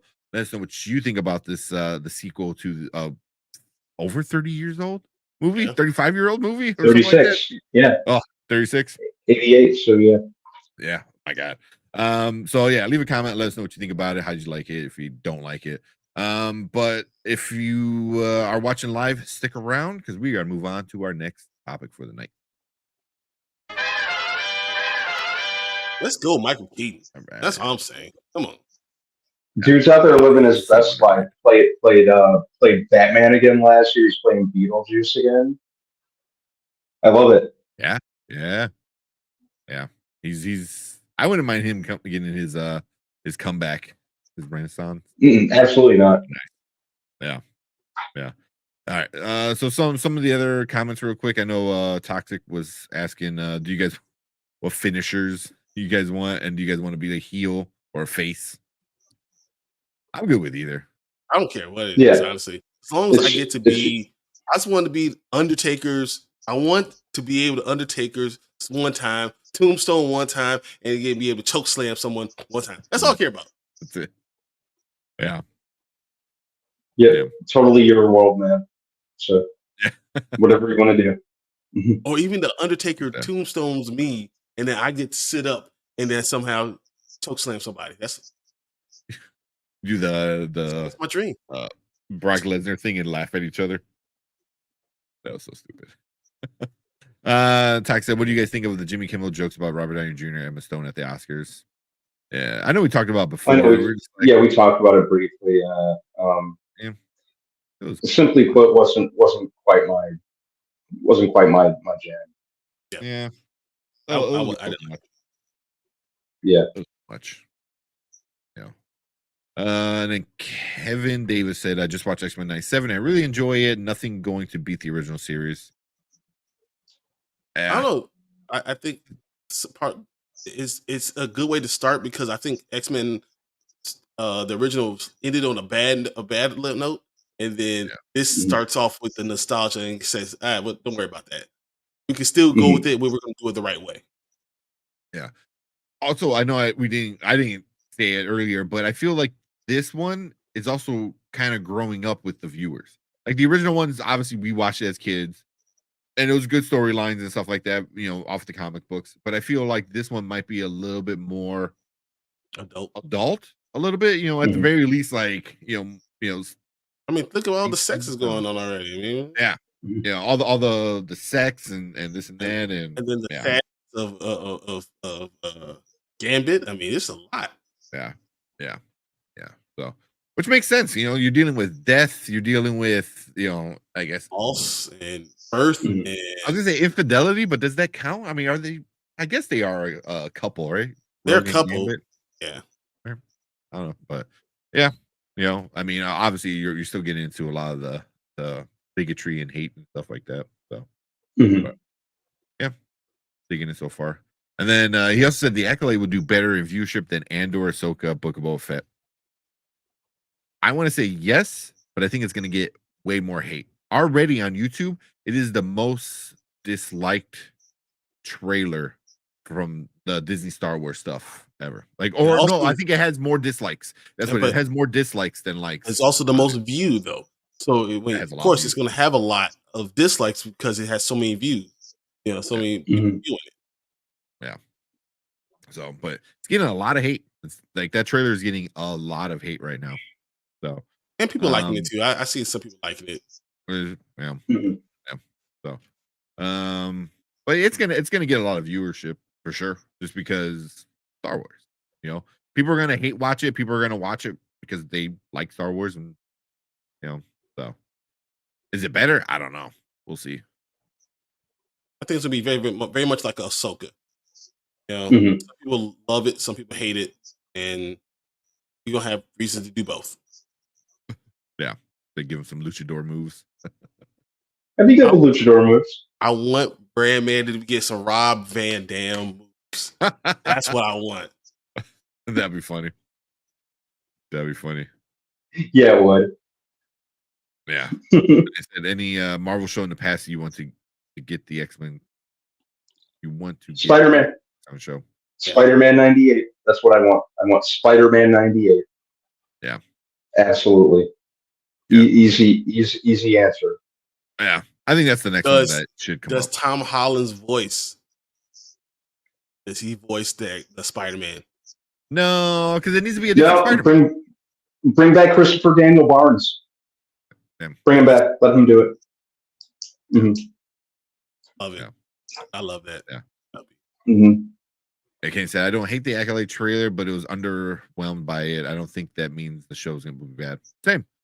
Like that's why I'm like, I didn't like the trailer, but also I didn't love the trailer. It was just like, okay, you know. As you say, I left the same way I came in. I was like, okay. Yeah. It didn't hype me one way or you know, made me like, oh, this is gonna suck. You know. Yeah. All right. Let's watch another trailer. Yeah, I'm going with that. Yeah, we'll do another trailer and then we'll do a quick I guess we can do another trailer right now and then let's go right into Invincible. Invincible. Yeah. What was the other trailer that came out? Alien Romulus? Alien. Let's do Alien because it won't get copyright claimed. Plus, I have not watched it yet. So. I haven't either. Beetlejuice is gonna get copyright claimed because it's freaking Warner Brothers, and Furiosa, same thing. Warner Brothers. Oh. Can I go to bed now? Yes, sir. Yes, you can. Thank you. Kenny, you hot shit now, so we need you to do that. That's all. And plus, I love your comments. Your comments are good. Yeah, and we got to get him back on the show sometime soon. No, hey Kenny, Monday. First of all, watch Halo. Yeah, I hope if you watch Halo, come Monday, that'll be perfect. Yeah, that'd be good. Yeah, Halo is so good. Yeah, Chief, let's go. Oh, that's all I'm saying. Hype for. Yeah. All right, I haven't seen this either. Get this ready real quick. I'm kind of hyped to see it. All right, let's do this, and then we'll get right into Invincible and call it a night. Oh, you say you haven't watched any of Halo? Don't watch Halo 1. Just watch Halo 2. You can go through that real fast. Yeah. You can watch a recap on YouTube, and it'll probably be better than what we actually got in season 1. And then season 2 is just 8 episodes, so you can knock that out. Yeah, but we'll get you on, even if it's not for Halo, it's for something, man. We'll get you on. We need you. Just need you in. That's all. Yeah. All right. Let's watch Alien. All right. Welcome to the Spoiler Kings. My name is Tim Kramer with Brandman Brandon, Brian the Grizzly, and we are going to talk about Alien Romulus. Yeah. A movie that they've been talking about forever, it feels like. Right? We finally get that. It's only been like 15, 20 years. Yeah, so. With the all right. Wait, none of you guys watched it, you said, right? Yeah. I have not watched this trailer. There you go. fresh for everybody. So let's check it out and then let's talk about it.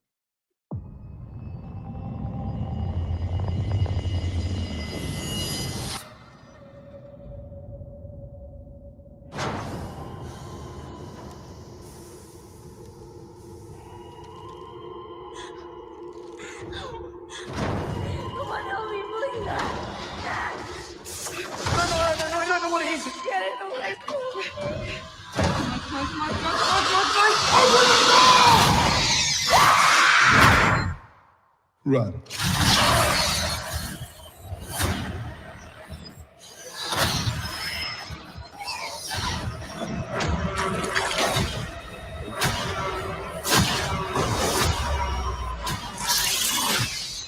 Oh,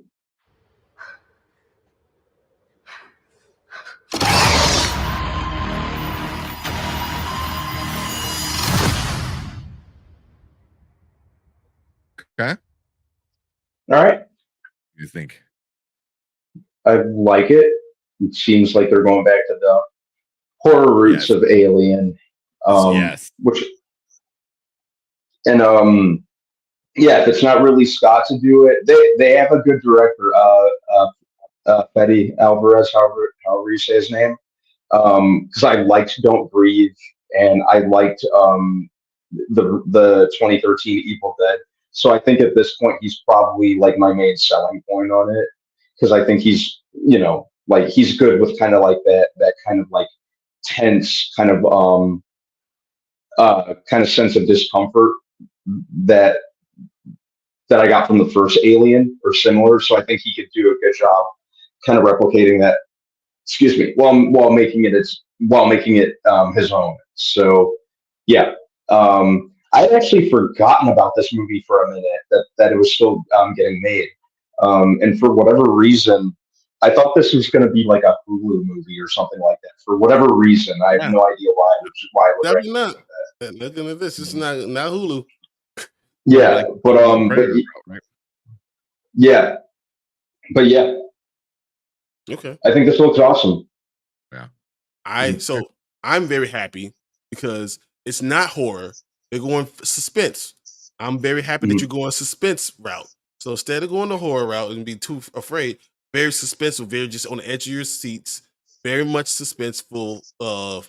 Every time anything can happen at any point in time, but not just, it's very Predator, So I'm loving the way they're doing it. I think that's going to be cool. I'm not going to be afraid to see it.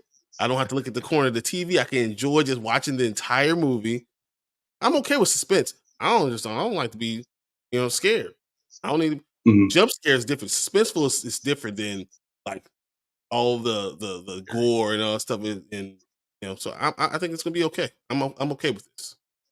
Yeah, it just looks old school, like Brandon said, and that's what is getting me hyped. Like, it reminds me of the old Sigourney Weaver original Aliens kind of thing, So, yeah. Is it weird that you don't get Sigourney Weaver? Nah, it makes sense. She's she's a little older. But we just saw Beetlejuice. Sigourney Weaver is not in Beetlejuice. Not old enough for James Cameron to make her play a teenage girl. Being 80 years old, I'm saying, so you have someone. Yeah, we're not. Wait, what? Beetlejuice. I was like, what? I was like, she's not in there. Yes, you're right. She's not in Beetlejuice. Yeah. No, that's my point. But this is an older person still be in it. Yeah, but this is a prequel, ain't it? Yeah, I think this is like some kind of prequel, if I remember correctly. I thought it was going to be a continuation of what we saw with Prometheus. Yeah. But the next step from Prometheus to Alien Romulus, the next step from Prometheus to getting towards to Alien, getting Alien Romulus. The original. Yeah, that's what I'm thinking too. Yeah, number 3 trending. Holy crap. Yeah, it even says right there, the sci-fi horror thriller takes the phenomenal successful Alien franchise back to its roots. Yeah, so, from Prometheus and Alien Covenant. Yeah, they just weren't it for me. Those movies, which sucked because I thought they would be with Ridley Scott back. Prometheus just had like a couple standout parts for me, and then I can barely remember a thing about Alien Covenant. Honestly, I can barely remember a thing about it. I can't. Yeah. Yeah. Mama Bear saying this is set between the first and second movie.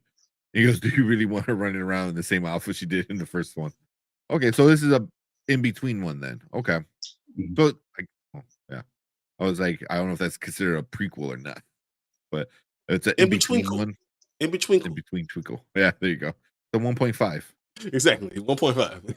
Yeah. So, but either way, man, it looks good. It looks good. You know, I'm digging it. You know, but also Prometheus ones looked good too in the trailers. Yeah, Mhm. I don't know. Prometheus had good parts. It just, It did. you know, It failed at being an Alien franchise movie. At least the first exactly. one. Yeah. Next one a little bit more was there, but this one looks like it has the vibes. It has that scary, suspenseful kind of stuff. You know, so I'm digging it a lot.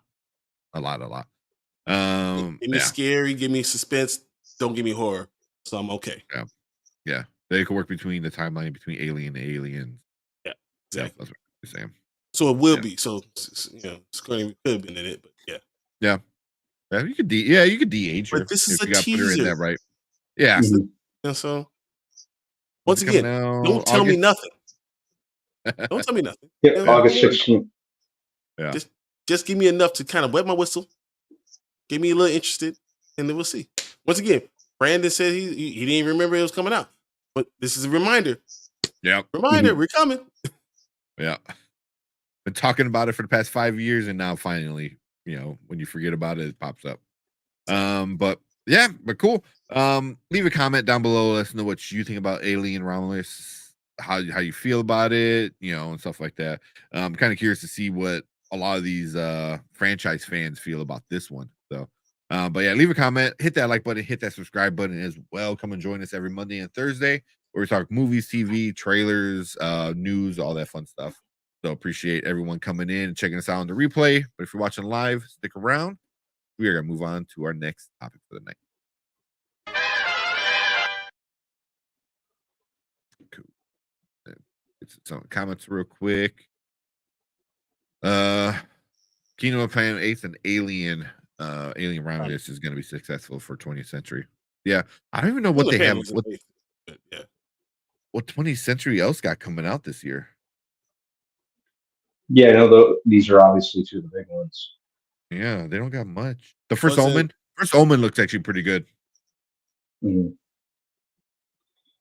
I don't have a lot of no pun intended. I don't have Ghostbusters. Ghostbusters is Sony, right? Sony. Sony, I think but Sony. this is Sony by 20th Century. No, 20th Century Fox is Disney. Disney, you're right. bought Yes, Disney. Right. Fox. Yeah. First Omen, Planet of the Apes, and Alien. Yeah, that's really like it. You know, I don't see anything else on their YouTube. You know, Quiz Lady, but that's a Hulu thing. You know, a bunch of Hulu stuff kind of coming. So, oh, also, I did see because I see the creator stuff. They did a behind the scenes thing with the creator. No, we got until the end of next year. Or didn't they delay it another year?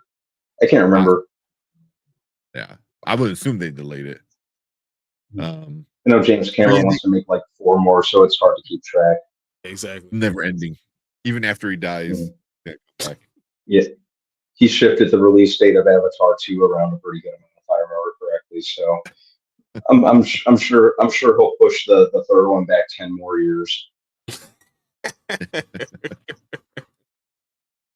He does. Mind you, he wants to make like 5 more of these. Give me horror, don't give me suspense or nothing. Okay, I got you. Yeah. The only great ones were the first 2 movies. Yeah. Alien. Yeah. Prometheus' best part was how the movie looked. Prometheus' best part, how it looked. No, I thought it was pretty. It was a good story until you realize what it was. Yeah, it should not have been alien related. Exactly. Like Prometheus was good all the way until you realize, oh, Alien. It was like, oh, fuck this. All right. Yeah. When I first saw the eggs, I was like, no, are they doing it? And they did it. And I was like, whatever. I felt. Don't they have Tarot? Or is that Sony? Tarot. No, that's it might be Sony. it's not 20th I would have to Century. look. Yeah. Cameron and Scott saw it and they said they liked it. Yeah. Cameron also said he likes Terminator Dark Fate. Oh. Why? Whoa. Yeah. All right, let's get into this. I have trouble. After that, I have trouble taking a lot of what he says as gospel. So seriously. Also, like, even I was watching John Campea and he was talking about like Ridley Scott, and he's like, man, he's like talking about somebody who just fell off super hard and hasn't been able to get back into making like a solid good movie in a while. I mean, he made The Martian, and then damn, man. Yeah, but The Martian is so good. It's so good. It's still making money. Like Martian is still making money. The Martian's great. Yeah. Can you? Have you ever seen The Martian on? Like it's been a slow Saturday night. You're like, oh man, what the hell I'm gonna do? And The Martian's on. You just put it back on again. Just put it on. Ridley Scott's an interesting case because like he hasn't made anything like horrible per se, but he just makes a lot of forgettable movies, and then every once in a while in between, he'll make a really good one, like The Martian, and then he'll come out with a slew of like forgettable or just like something that's just okay, and then he'll make like a banger. I would say the Exodus, Gods and Kings, that was a pretty bad one. House of Gucci was trash. House of Gucci was horrible. Like I could not finish watching it. It was so bad. But I feel like The Martian was so good. It was amazing. It comes from a book that's amazing. So it's like you didn't even make it yourself. It was like an amazing book that like people loved. No, but you found a great book, and then you put Matt Damon. Matt Damon is a great actor. I don't care what anyone says. Matt Damon has made some of the best movies I've ever seen in my life. Mm-hmm. Yeah, and then also all the side characters, all the rest of his crew. Yeah, Ridley Scott did the last duel. And that was another one that I didn't like.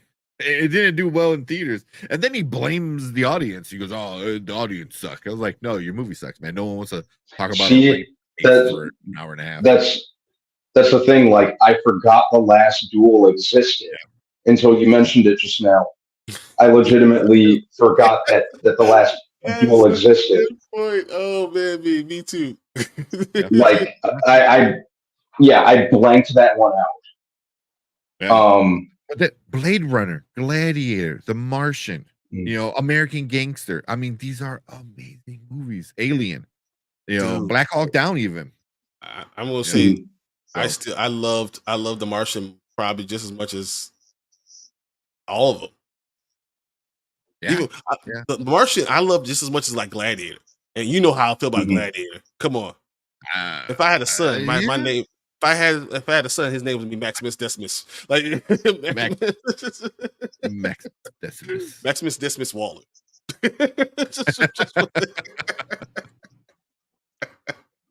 Oh, that's funny. If in the event that I had kids and went with like a dork name, I don't know, Eric Lensher. Eric Lensher Peoples. Oh man. Wow. But I mean, he has. Man, I'm looking at his movies. He's got great movies. G.I. Jane. I thought G.I. Jane was like a game changer back in the day. G.I. Jane was a great one. Yeah. Hannibal. The Duelist. I thought was another good one.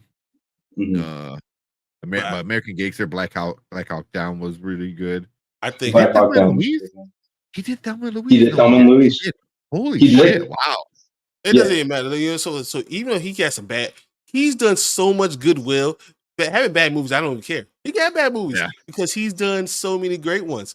Can you imagine? Like we could talk about Ridley Scott might actually have 3 of the of top no 5 of the top 50 movies of all time. Gladiator, Blade Runner, Alien. I put Martian in there too. I don't know if I could put it I up think The there. Martian is the top 50. I I think it's put the top, Martian in there. I think it's top 50. American all time. Gangster, I would say is up there. American Gangster might not be in my top 50, but it's really, really good. I put Martian in my top 50. I think that's where my level is. The Martian. Yeah. I mean, it's personal top 50. Oh, You know, I would have to look at that. And I think Hannibal, Martian maybe. definitely is. Yeah. Yeah. I mean, I love it. I mean, whenever it's on TBS or TNT, like, then it stays on. It's just what it is. Yeah. Yeah. Because It's we ranked figure like out how you 49. get blocked out the last duel. I love to know. I love to block out the last stand. You just forget. It's just a bad movie that you kind of forget. You know, and people don't talk about it. That's kind of the issue. Because if it's a bad movie that people talk about, then it tends to stick around a lot longer. So, yeah. Mm-hmm. All right. Toxic's out of here. All right, man. Thank you so much, Toxic. Can we hold off Invincible? You want to? It really deserves. It deserves time. Yeah, I know. I had such a good time with it. It deserves time. Like we can't. Yeah. I feel like we got to do an extra show. I know. I think we got to do an extra show. I think we got to do a Saturday show.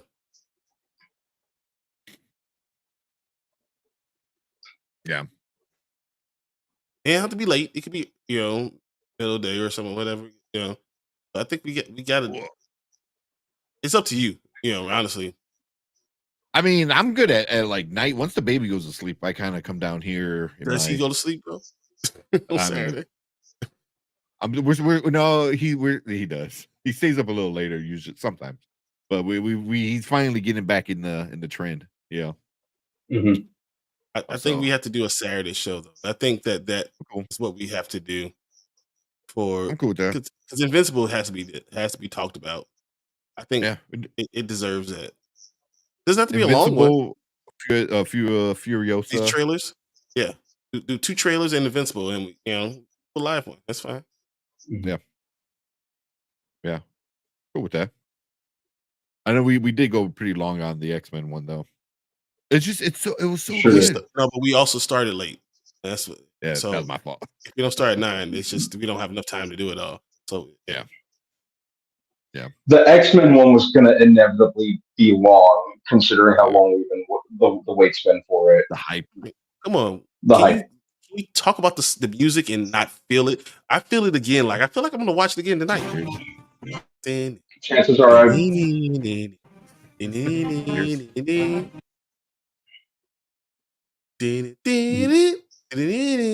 Bear said yes. Saturday's good. Yeah.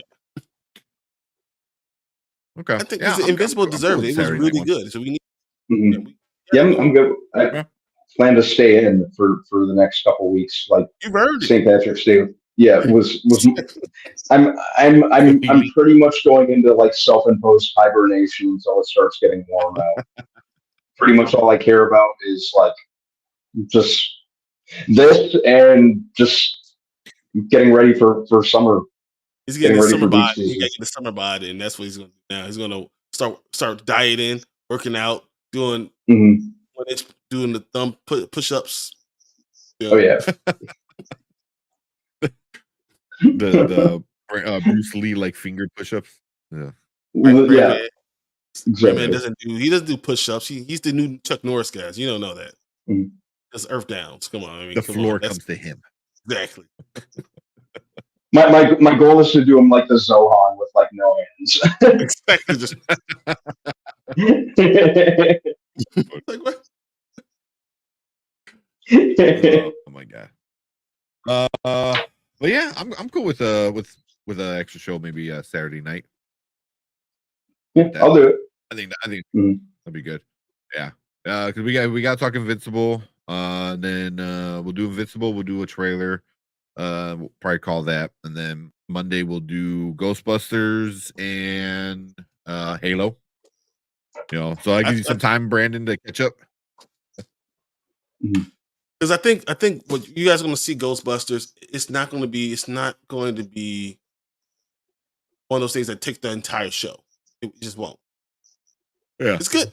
It's good. Okay. I mean, it's fun. It's Yeah. good. It's fun. It's entertaining. But like, it's